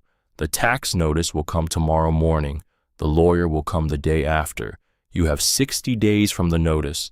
After that, the county will auction the parcel for the back taxes, and Cordell will buy it at the auction for whatever the minimum bid happens to be, and the land will be his. How much? I said. $41,000, Buford said. 11 years of back taxes with penalties and interest. I sat down on the step. I did not have $41,000. I had $63 when I drove onto this property 48 hours ago. I had $2 now. I had a tin box of papers and a bundle of evidence and a woman buried under a caliche shelf, and I had 60 days to come up with $41,000 or Cordell Brennan would buy this land at auction and bulldoze the caliche shelf, and Odessa May would be lost a second time in a place where nobody would ever find her. Buford sat down on the step beside me. He set his hat on his knee. There's one more thing tonight, he said. What? Verla June called me an hour ago. She said you opened the bundle tonight. How would she know that? She knew. She didn't say how. She said to tell you she has one more thing for you. She said you should come to her house tomorrow morning at 7. She said she has been holding it for 54 years, and tomorrow is the day she gives it up. What is it? She didn't say. I looked out across the dust toward the windmill. It was turning in the dark, slow and uneven, its missing blade making the rotation lopsided in a way that I had begun to find comforting. Buford, I said. Yes. Did you know? Did I know what? About her, about what happened all these years. He was quiet for a long time. I knew, he said.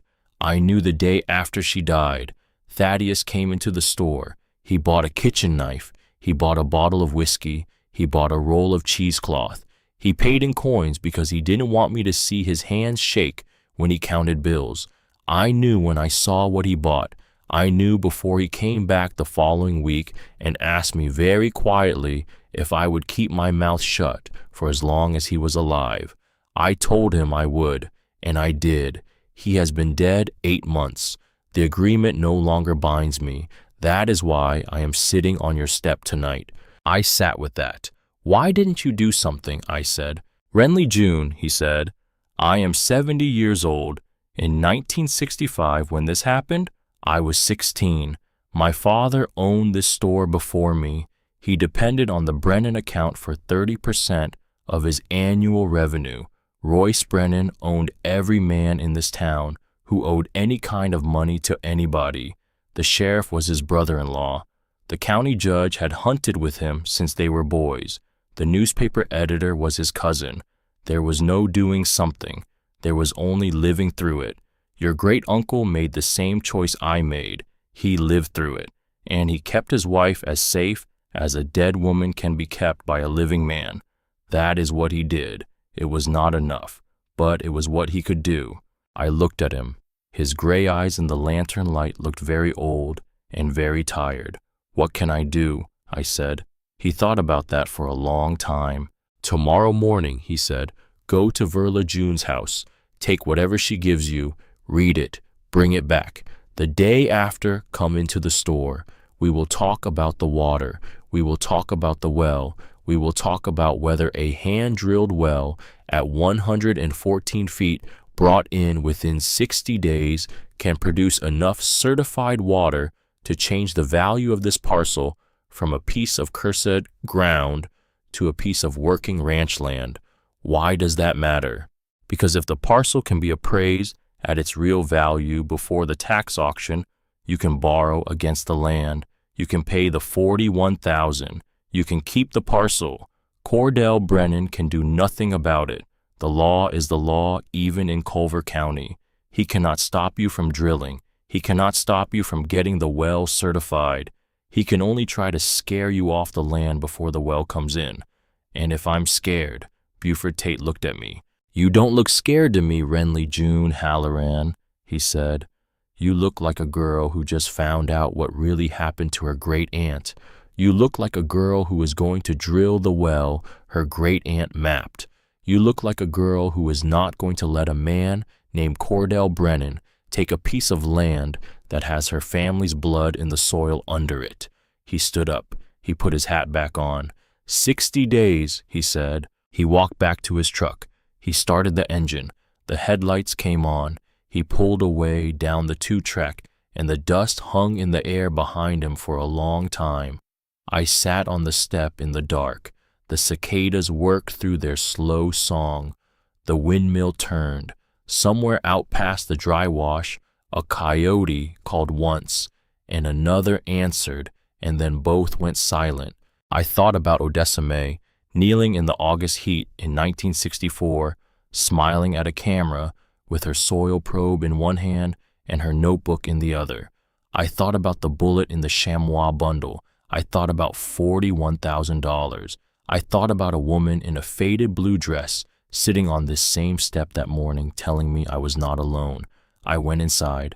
I closed the door. I slid the bar across. I lay down on the sleeping shelf with the lantern turned low and Odessa's photograph held against my chest, and I did not sleep, and I did not cry, and I did not move, but I made a promise to a woman I had never met that I was going to keep. Sometime before dawn, the wind died. The drip edge stopped its small, worried sound. The desert went so still I could hear my own heartbeat, and in the stillness I heard something else, the sound of a brick being lifted quietly from the other side of the wall behind the stove, the sound of someone slipping into the cabin through the rotating brick, the sound of bare feet on a packed earth floor, the sound of a small, careful breath 3 feet from where I lay. I did not move. I kept my eyes almost closed. In the dim light of the turned-down lantern, I watched a small figure cross the floor, step around the foot of the sleeping shelf, and stand for a long moment at the south window, looking out at the road. I could not see the face. I could see the shape, slim, short, wearing a dark dress, a woman, old. She stood at the south window for almost a full minute. Then she turned, walked back to the rotating brick, and slipped out the way she had come. I lay on the sleeping shelf in the dark, and I listened to her go. I did not move for 10 more minutes. Then I got up. I walked to the south window. I looked out. There was a single set of footprints in the dust outside, small, narrow, pointing toward the dry wash. There was nobody in sight, but on the windowsill on the inside where her hand had rested, while she looked out at the road, there was a folded piece of paper. I picked it up. I unfolded it. In handwriting I had now seen enough of to know, on sight it said, Renly June. I have been coming here on the new moon every month for 54 years to make sure she was not forgotten. I am the one who watched you yesterday. I am sorry I frightened you. Come to my house at 7 o'clock. There is one more thing I need to give you. Verla, I held the note in my hand for a long time. The new moon had been 2 nights ago. She was 78 years old. She had been slipping through an 8-inch passage behind a stove, alone in the dark on new moons for 54 years, to stand at her sister's grave and watch the road for whoever might be coming. She had been waiting for me. She had been waiting for somebody to come. I folded the note. I put it in the tin box with the other papers. I closed the lid. Outside, the sky was beginning to gray in the east. I had a long day ahead of me. I started getting ready. The sun came up over the volcanic ridge at 6:24. By 6:45, I was in the truck driving the 7 miles into Van Horn with Verla June's note folded into my shirt pocket and Odessa's photograph wrapped in the chamois cloth on the seat beside me. The cab smelled of dust and old vinyl and the faint sweetness of cornbread crumbs I had not bothered to brush off. Verla June lived on the north edge of town, on a street of small frame houses that had been built when the railroad still ran passenger service. Her house was the color of butter. The trim was white. The yard was a small square of caliche gravel with a single mesquite tree at the corner that had been pruned by a hand that knew what it was doing. There was a row of clay pots along the porch, with rosemary growing out of them, hard and woody and green. I parked at the curb. I walked up the path. The screen door was unlatched. She was waiting for me in the kitchen. She had set the table for 2, a plate of biscuits, a small dish of butter, a jar of homemade fig preserves, a pot of coffee on a folded cloth, 2 cups, plain white, no saucers. She did not say good morning. She did not say anything. She gestured to the chair across from her, and I sat down. She poured coffee into my cup. She poured into her own. She added 1 spoonful of sugar to mine without asking. She had known my mother, or she had known Odessa, or she had simply known. I ate 2 biscuits before she spoke. You came in through the rotating brick last night, I said. She nodded once. I have come in through the rotating brick on the night of every new moon for 54 years, she said. I do it because Odessa loved that cabin. I do it because Thaddeus could not come back. I do it because somebody had to keep her company at the place she died, and I am the only one left who knew her well enough to do the keeping. I am sorry I frightened you. I did not know you were sleeping there yet. I had not heard the truck. I had walked in from the south the way I always do. From the south, I said, there is a draw that comes up through the Brennan lease and crosses the corner of your land near the dry wash. I walk it. It is 2 miles. I have been walking it since I was 24 years old. I am 78 now. I do not know how many more years I can do it, but I have done it this year, and I am still doing it. She looked at me across the table. Renly June, she said, I have one more thing to give you. I have been holding it for 54 years. I am going to give it to you, and then I am going to ask you a question, and your answer is going to decide what happens to my sister's name in this county. She reached down to a wooden box at her feet. She lifted it onto the table. The box was the size of a hardcover book. The lid was held closed by a single brass hook. She unhooked it. She opened the lid. Inside was a key. It was old, it was brass, it had a number stamped into the bow. The number was 47. That is the key to a safety deposit box at the First Methodist Church on Crockett Street, she said. The church operated a small vault for parishioners in the 1960s. The vault still exists. The bank in town would not have rented a box to your great-aunt without your great-uncle's signature on the contract, and Odessa did not want him to know what was in the box. So she rented the box from the church. She paid for it in cash for 30 years in advance in the spring of 1965, 4 months before she died. The lease ran through 1995. After 1995, the church kept the box closed without disturbing it as a courtesy to the family, because the pastor at the time had been her father's friend. The pastor died in 2003. His successor kept the agreement. His successor died last year. The current pastor knows nothing about it. The box has been undisturbed for 54 years. I have had the key for 53 of those. She closed her hand over the key. She slid it across the table. I do not know what is in it, she said. I never opened it.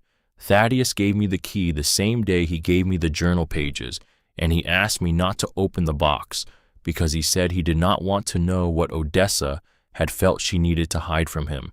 He kept his word about not opening it. I have kept mine. I picked up the key. It was warm from her hand. You said there was a question, I said. She looked at me for a long moment. Renly June, she said, if what is in that box is enough to take Cordell Brennan to court for what his father did, do you intend to do it? Do you intend to put a 65-year-old man in prison for the rest of his life for something his father ordered done in 1965? I sat with the question. I sat with it for a long time. I thought about the bullet in the chamois bundle. I thought about the small dark hole in the blue work shirt. I thought about a woman kneeling at the base of a caliche shelf with a soil probe in her hand and a smile on her face. I thought about my great-uncle Thaddeus standing in the kitchen of that cabin in August of 1965 with a kitchen knife in his hand and a wife on the table in front of him, taking the bullet out of her body because there was no one else in the world he could trust to do it. I thought about my mother 2 months before she died, writing the address of a man she had never met on the back of an envelope because she had decided that if anything happened to her, this was where her daughter belonged. I thought about Verla June, 24 years old, in 1965, slipping through a rotating brick at the back of a cabin to sit with her sister's grave on the night of every new moon. I thought about what my great-uncle had written. Some things under the ground are better understood than they are taken. I set the key down on the table. No, I said, I don't want to put him in prison. I want him to leave my land. I want him to never come back. I want my great-aunt to have her name on a stone that her family put there in a place where her family can visit her. I want her work to be known. I don't want a courtroom. I want a well. Verla June nodded once. She had been holding her breath. She let it out. Then let us go to the church, she said. The First Methodist Church on Crockett Street was a small white building with a square tower and a bell that had not been rung in some time. The current pastor was a man in his 30s named Reverend Ellsworth, who had come from a seminary in Ohio 2 years before and was still learning the names of his congregation. Verla June had called him from her kitchen before I arrived. She had told him only that she needed access to the old parish vault that morning and that she would be bringing her great-niece. He had said yes without asking why. He met us at the side door of the church. He was small and friendly and apologetic about the heat. He led us down a flight of stairs into a basement room that smelled of mothballs and old hymnals. The vault was in the back corner. It was a steel cabinet about the size of a refrigerator with a row of small numbered doors set into its face. The Reverend Ellsworth did not have the master key. He had been told by his predecessor that the master key was in an envelope in the parsonage safe, but that he was not to open the safe except in case of emergency. He stood for a moment looking at the cabinet with a vague concern. Verla June reached into her bag. She pulled out a small brass key with a faded paper tag tied to it. "My sister gave me this in May of 1965, she said. "It is the master key. The original was lost in the parsonage fire of 1978. This is the only copy that still exists. I have been holding it because somebody had to." The Reverend looked at her. She looked back at him. He nodded slowly, and he stepped back and he said, "Take what is yours, ma'am. I will be in my office." He went up the stairs. Verla June handed me the master key. I unlocked the row of small doors. Box number 47 was halfway down the second column. The door opened with a small, dry sigh. I slid the inner box out and set it on a wooden table beside the cabinet. Verla June stood behind me. I lifted the lid. Inside the box, neatly arranged, packed tight enough that nothing had shifted in 54 years, there were 4 things. The first was an envelope of cash. It was thinner than I had expected. The bills were old. The top bill was a 20 in the style printed before 1963. The packet had been bound with string.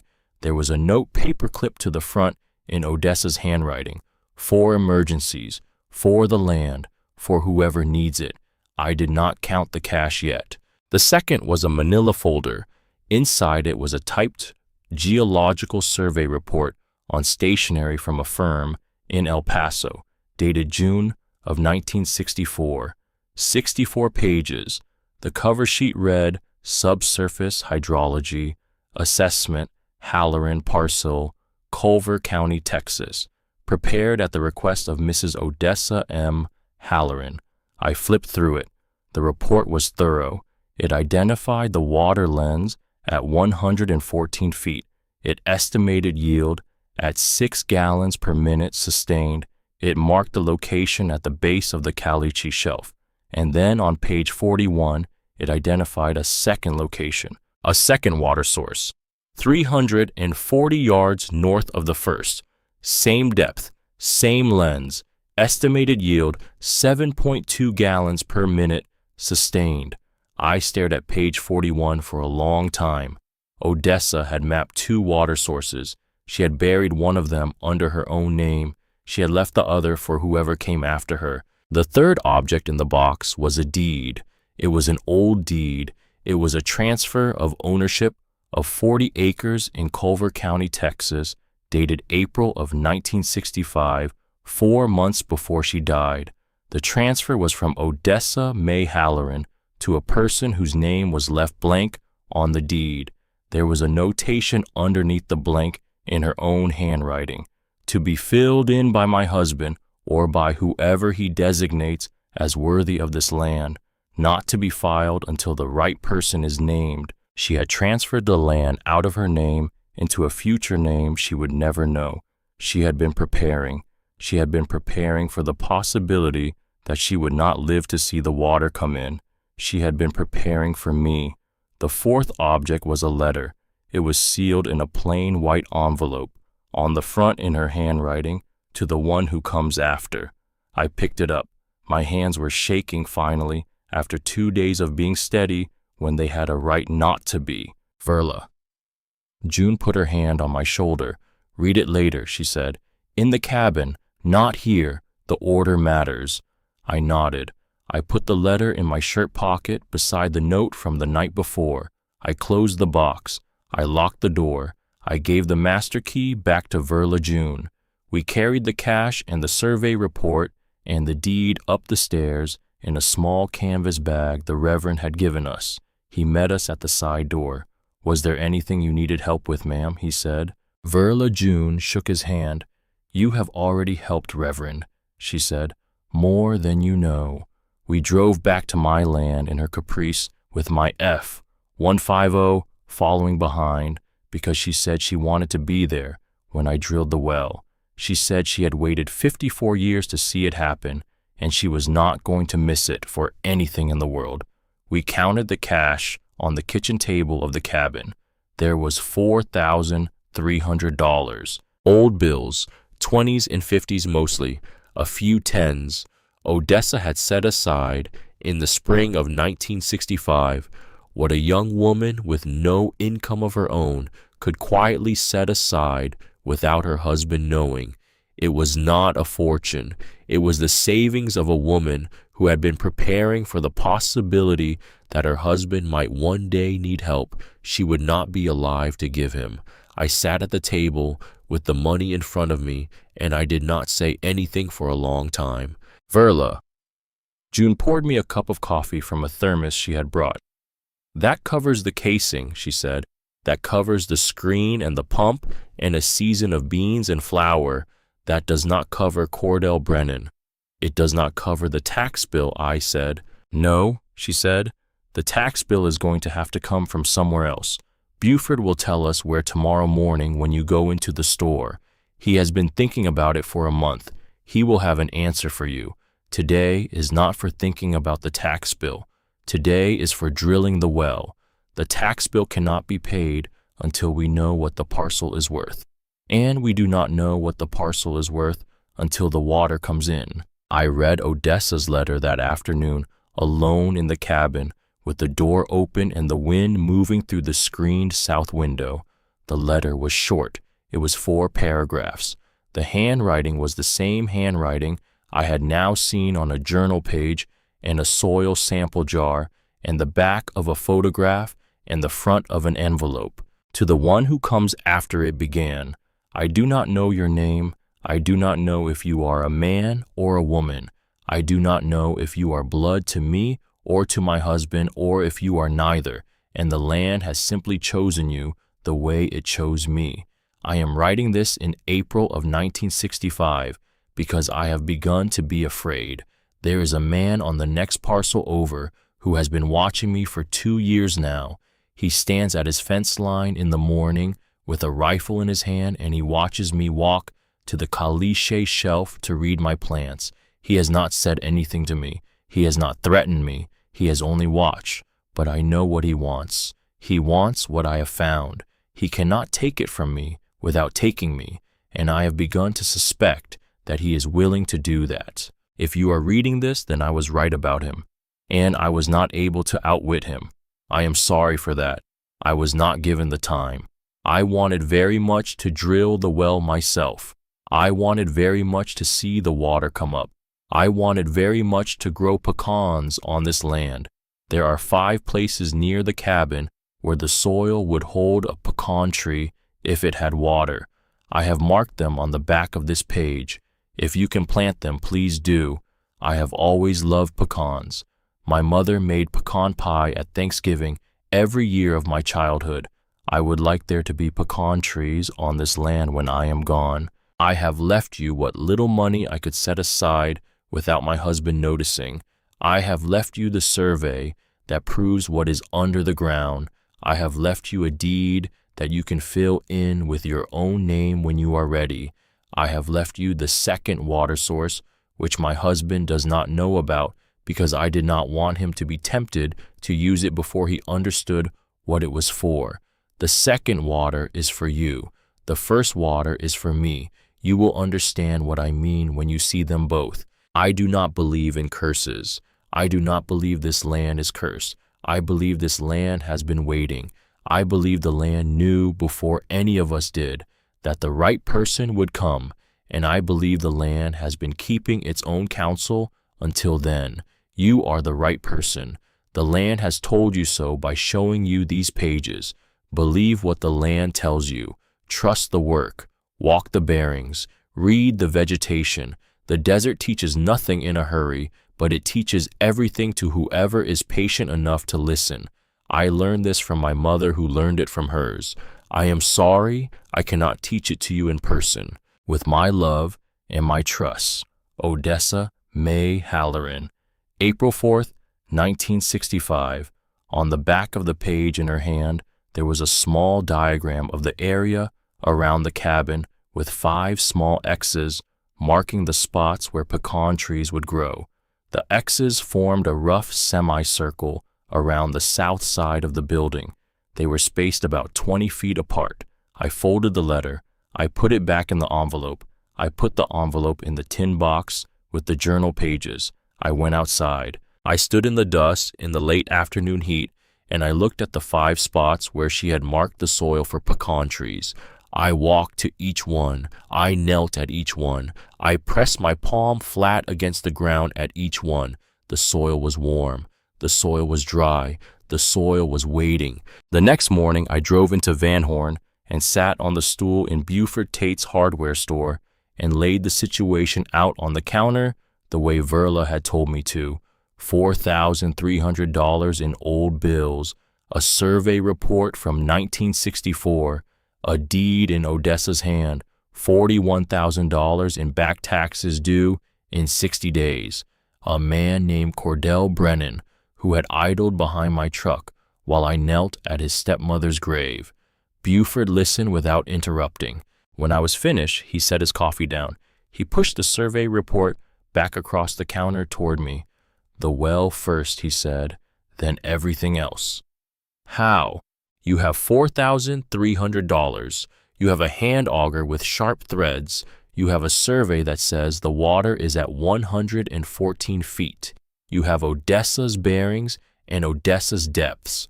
I have a nephew's boy named Eli who has been working for me since he was 13 and who can swing a T-handle for 10 hours a day without slowing down. I have a county certifier in Pecos who owes me a favor that goes back to 1991. We drill the well. We get it certified. We use the certification to walk into the bank in El Paso with the survey report and the certified yield numbers, and we borrow against the appraised value of the parcel. The bank will lend you 80% of the certified value of working ranch land with proven water. That gets you well past the $41,000. The $41,000 pays the taxes. The taxes paid keep Cordell Brennan from buying you out from under yourself at auction. How long does the bank take? 3 weeks for the appraisal, 2 more for the loan. That is 5 weeks if nothing goes wrong. 60 days is 60 days. We have a margin, not a comfortable one. What if something goes wrong? He looked at me across the counter. Renly June, he said, something is always going wrong out here. You learn to keep moving anyway. He stood up. He took his hat from a nail behind the counter. I will be at the cabin tomorrow morning at 6, he said. Eli will be with me. We will bring the rig. We will bring the casing. We will start drilling. You will pay me back for the supplies out of the loan proceeds when they come in. Until then, the work is on credit, and the credit is between you and me, and the credit is good as long as you keep showing up to swing the handle. Are we agreed? We are agreed. All right, now go home and rest. Tomorrow is going to be the longest day you have had yet. I drilled the well over the next 4 days. Buford Tate drove out on the first morning with the hand auger rig in the bed of his truck and a young man named Eli with him. Eli was 22 years old. He had been Buford's nephew's son. He had grown up in Van Horn and had been working at the hardware store on weekends since he was 13. He had hands that knew what tools did. He did not say much. He worked. We started at 6 in the morning. We worked until 11 when the heat became too dangerous. We rested until 4. We worked until dark. The first day, we drilled to 32 feet. The second day, 47 more to 79. The third day, we hit the gray clay seam Odessa had described in her journal at 87 feet, and we knew we were close. The fourth day, we drilled 27 more feet, and at 114 feet, exactly the bit changed sound. It changed feel. It changed the resistance against the handle. We knew it before we pulled the bit. We knew it the way Odessa would have known it. We pulled the bit. We dropped the casing. We dropped the screen. We dropped the drop pipe. We hooked the hand pump. I primed the pump with a coffee can full of water from the seasonal cistern. I leaned my weight on the handle. I pulled it down. I pushed it back up. I pulled it down. I pushed it back up. I pulled it down again. On the fourth stroke, the pump went heavy in my hands. On the fifth stroke, water came out of the spout. It was clear. It was cold. It tasted like stone. Verla June was standing 10 feet away in her faded blue dress and her gray cardigan with both of her hands pressed flat against her mouth, and she was crying without making any sound, the way an old woman cries when she has waited her whole life to cry over something good. I let the pump run for 3 minutes. I filled a glass jar. I held it up to the light. The water was so clear it looked empty. Buford Tate took the jar out of my hand. He looked at it. He looked at me. He nodded once. 6.2 gallons per minute sustain, he said. I will get the county certifier out here tomorrow morning. By the end of the week, we will have a yield certificate. By the end of next week, we will have the appraisal. By the end of the month, we will have the parcel revalued. The bank in El Paso will lend you against it. The tax bill gets paid. Cordell Brennan loses every move he has left. Eli, who had not spoken much all 4 days, picked up his hat and put it back on his head and said very quietly, "Hot damn, Miss Halloran, you done it. I had done it. She had done it. We had done it together." Cordell Brennan came back 4 days later on a Tuesday morning in his black pickup truck with a 12-gauge shotgun across the bench seat behind him. He drove up the 2-track at 9 o'clock. I was at the new well taking the second yield reading with Buford. Verla June was in the cabin making coffee. Eli had gone back to town the day before. I heard the truck come up. I straightened. Buford set the measuring cylinder down. He looked at me. "Stay behind me," he said. "No," I said. I walked across the dust to where Cordell Brennan was getting out of his truck. He saw the new well casing. He saw the hand pump. He saw the jar of clear water sitting on the upturned bucket beside it. His face did not change, but his hands did. His hands went very still at his sides. He had not brought the shotgun out of the truck. He stopped 15 feet from me. He took off his palm leaf hat. He held it in front of him with both hands. "You drilled," he said. "I drilled. It came in. It came in." He nodded slowly. "Miss Halloran," he said. I did not answer. I waited. He looked down at his hat. He looked up at me. His eyes in the morning light were not the same eyes I had seen at the hardware store. They were tired. They were old. They were the eyes of a man who had been carrying something for 54 years that had finally become heavier than he could carry. "There's something I need to say to you," he said. I reached into my shirt pocket. I took out the bullet. I held it up between my thumb and forefinger so he could see it. His face did not change, but his shoulders did. They came down. They came forward. They settled into the shape of a man who had been waiting to put down a weight for as long as he could remember. "That's the one," he said. "Yes. My father told me he buried it. My great-uncle dug it out of her body in the kitchen of that cabin on August 23rd, 1965, with a kitchen knife. He buried the knife. He kept the bullet. He gave the bullet to my great-aunt's little sister to hold for as long as she lived. She gave the bullet to me." He did not respond to that. He stood with his hat in his hands, and he looked at the bullet. Then he said the thing I had not expected him to say. "I'm the one who fired it," he said. The desert went very quiet. Buford Tate behind me did not move. Verla June had come out onto the step of the cabin. She had stopped halfway across the dust. She was watching us with her hands at her sides. "You said your father," I said. "My father took the blame," Cordell said. "My father told the sheriff. My father told the coroner. My father told me for the rest of his life that he had done it so that I would believe it, so that I could live with it. I was 11 years old. It was the first time he had taken me deer hunting. The opening of antelope season was 2 days off, and he wanted me to learn the rifle before then. We were on our land. I had the rifle. He had walked 20 yards ahead to point out a track. I saw movement in the brush across the fence line. I thought it was an antelope. I thought I was about to shoot my first antelope. I was 11. I fired. He stopped. He looked at me. "It was Mrs. Halloran," he said. She was kneeling at the base of the caliche shelf. She was wearing a dark blue work shirt. She had her notebook open. She was facing away from us. I had not understood that I was shooting at a person until she fell. My father ran across the fence line. He found her. He carried her toward the cabin. He came back for me. He told me I had not done it. He told me he had done it. He told me to never speak of it. He told me that for the rest of his life. He died in 2013. He told me on his deathbed that he had done it. He told me to remember that he had done it. He had been telling me for 48 years. He looked down at his hat.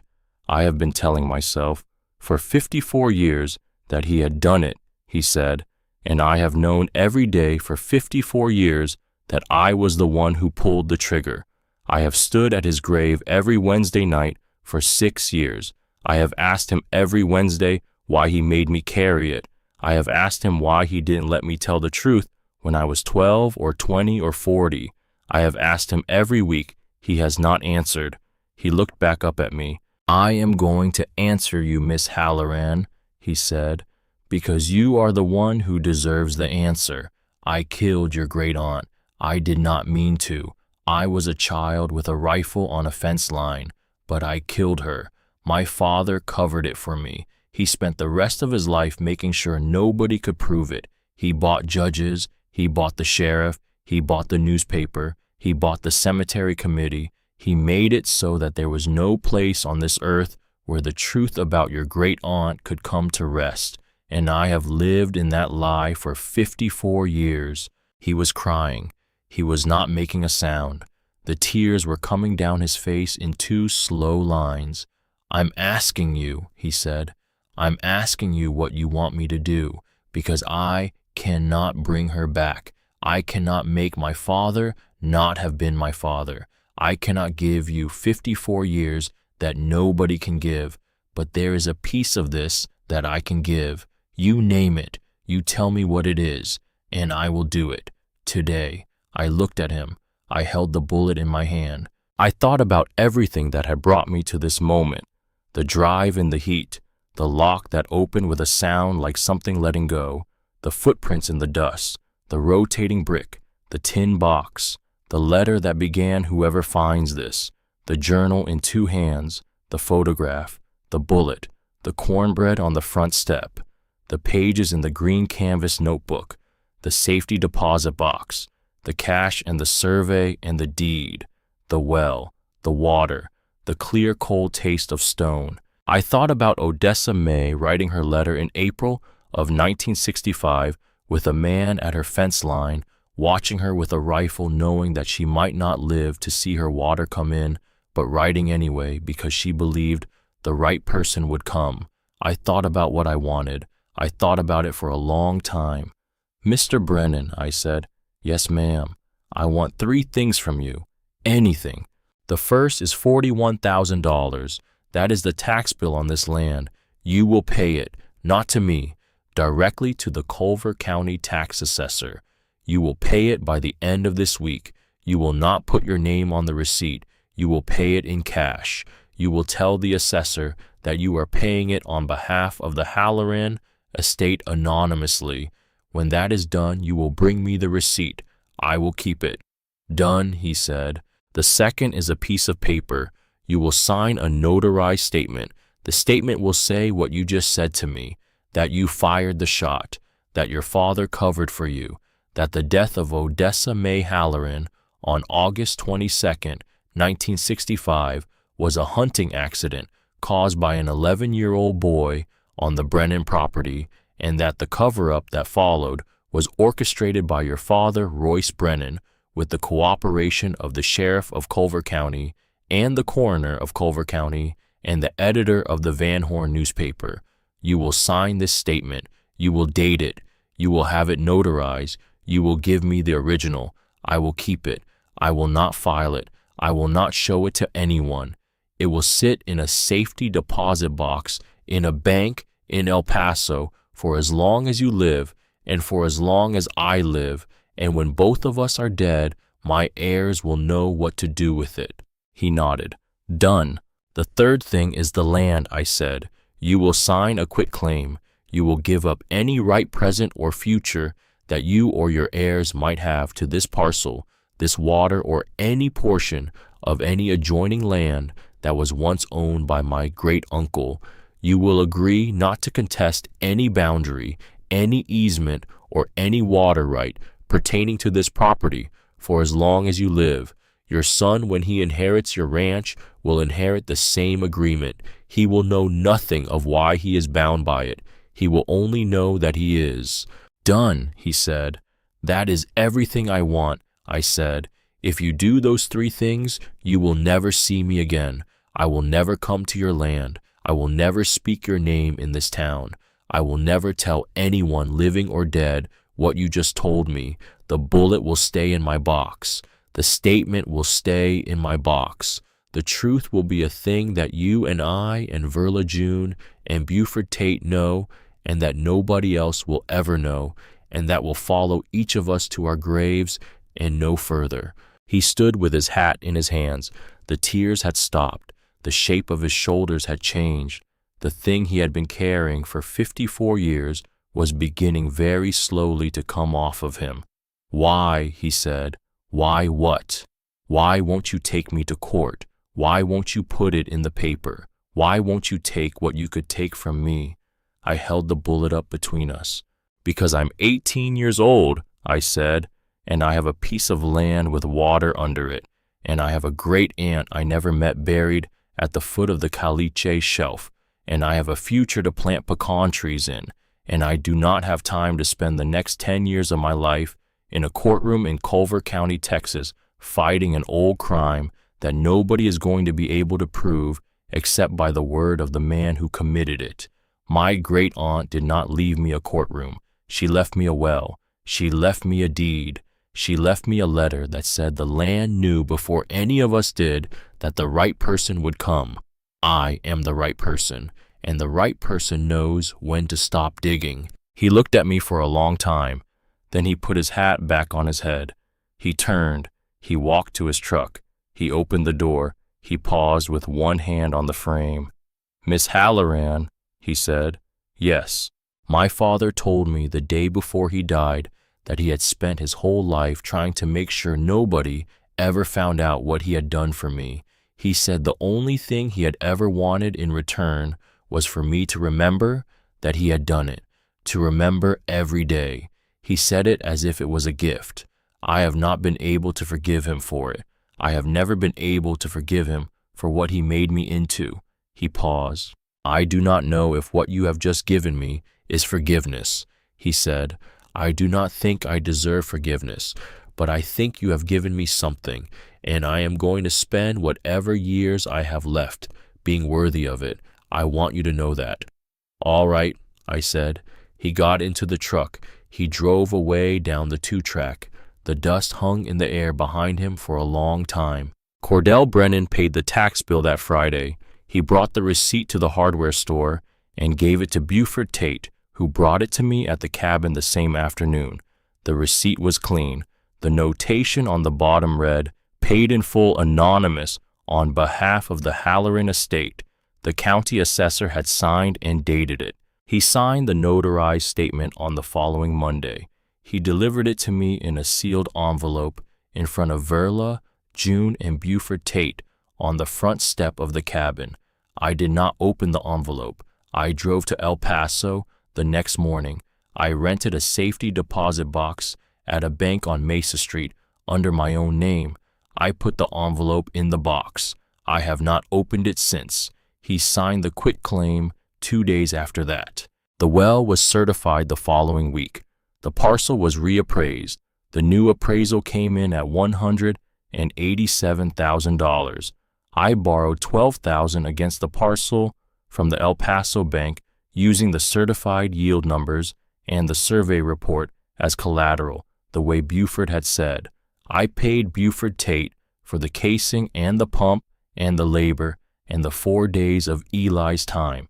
I paid the rest into a small account in my own name and held it back for whatever came next, because the desert had taught me to keep something held back for whatever came next. The morning after the loan cleared, Verla, June, drove out to the cabin with a cardboard box on the passenger seat of her Caprice. She set it on the kitchen table. She took the lid off. Inside were 4 small notebooks bound in dark green canvas, the same canvas as the journal pages, with pages soft as old cotton from being turned many times by patient hands. Odessa's field notebooks, she said, 63 through 65, every plant she mapped, every soil sample she took, every bearing she walked. I have kept them in a cedar box in the bottom of my linen closet for 54 years. They are yours now. They were always going to be yours. You will see her hand on every page. You will see where she got things wrong, how she corrected them. You will see where she got things right, why she got them right. They are not just a record of what she found. They are a record of how she learned to look. That is the thing the land needs you to know how to do. I sat down at the table. I opened the first notebook. The first entry was dated April 3rd, 1963. The handwriting was the same hand I had seen on the journal and the photograph and the deposit box letter. The page was crossed and recrossed with small, careful diagrams of root systems. Beside each diagram, a note in pencil: taproot angled, taproot straight, lateral mass shallow, soil dry at 4, soil dry at 6, soil moist at 12, hard clay layer above. Note the third specimen marked X3 on the survey cluster of 7 plants in a half circle. Investigate this configuration. I turned the page.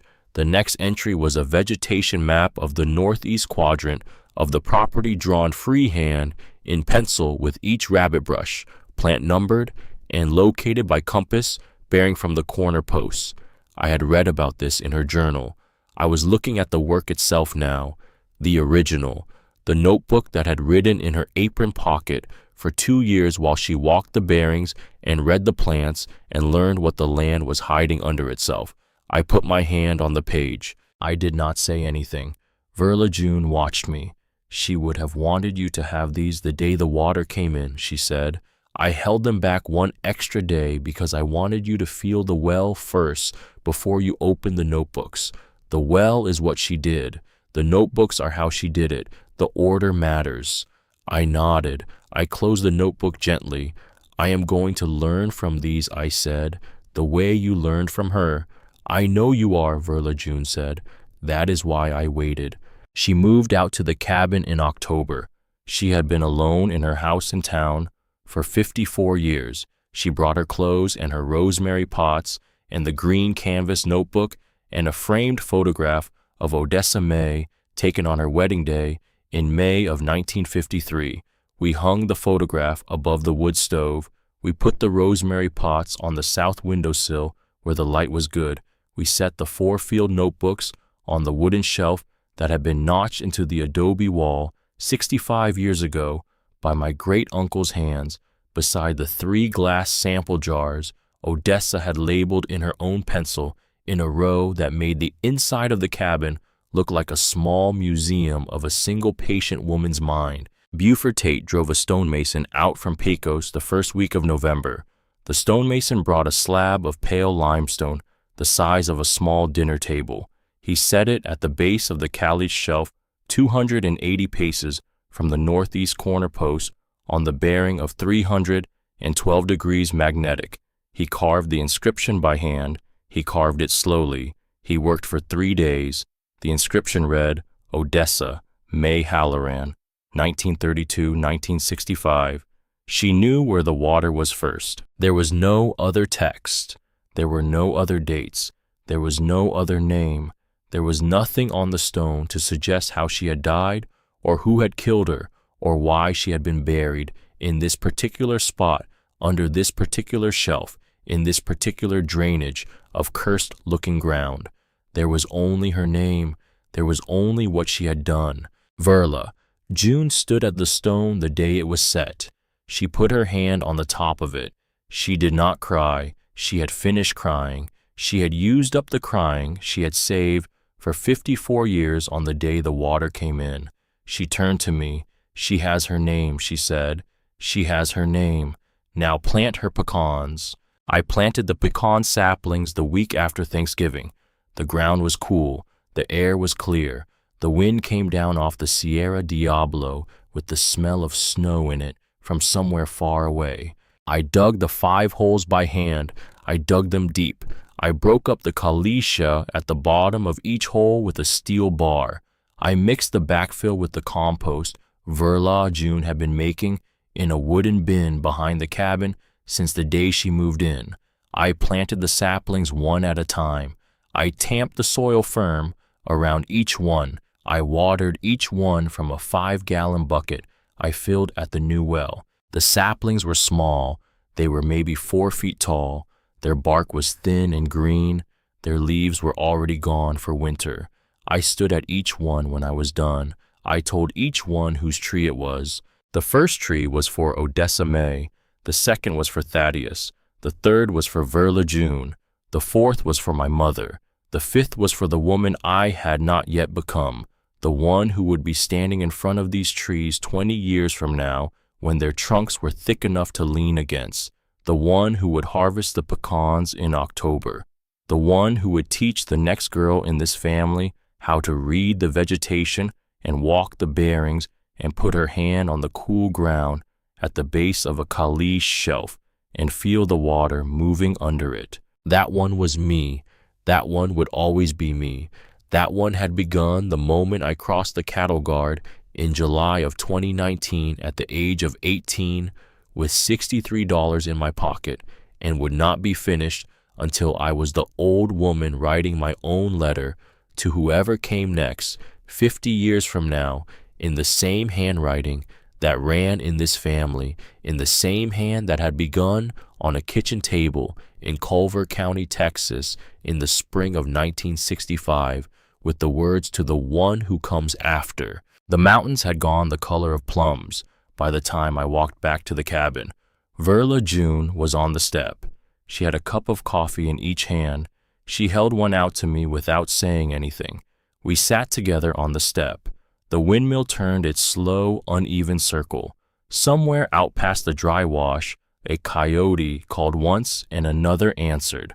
The light went down behind the volcanic ridge. The stars came out in the order they always come out in a place that has never seen a street lamp. The cold came up off the ground. The night opened itself the way it does in West Texas, slowly, patiently, the way a hand opens to show you what it has been holding. I sat on the step beside the woman my great aunt had loved most in the world, and I drank my coffee, and I thought about everything that had brought me to this evening. I thought about a thermometer that had read 104 degrees. I thought about a master lock that had opened with a sound like something letting go. I thought about footprints in the dust. I thought about a brick that turned on a wire hinge. I thought about a letter that began, "Whoever finds this." I thought about a woman kneeling at the base of a caliche shelf in August of 1964, smiling at a camera with a soil probe in one hand and a notebook in the other. I thought about the moment 4 days into the drilling when the bit had changed sound and changed feel and changed the resistance against the handle, and I had known the water was there, the way she would have known it, the way her mother had taught her to know it, the way I would teach my own daughter to know it. 50 years from now, on the same piece of ground, I thought about a man with his hat in his hands, crying without sound 15 feet from a well casing in the morning light. I thought about a stone with 3 lines on it. I thought about 5 small pecan trees in a half circle around the south side of a cabin that had stood through 65 summers and would stand through 65 more. I thought about all of it, and I let it go, and I let it stay, both at once, the way the desert teaches you to hold things. Verla June reached over. She put her hand on my hand. "Renly June," she said. "Yes, ma'am. She would have liked you. I would have liked her too." "You did," Verla June said. "You did like her. You just had to find her first." The wind moved through the Ocotillo down by the dry wash. The cicadas had gone quiet for the season. The first stars were sharp and clear above the ridge. I sat on the step with my great-aunt's little sister on the land that my great-aunt had found drinking coffee from a cup my great-aunt had used, looking out at a windmill that my great-aunt had watched turn for the 12 years she had been allowed to live. The land does not belong to whoever digs deepest. The land belongs to the woman patient enough to wait for her own water. She had waited. I had come. The water was here.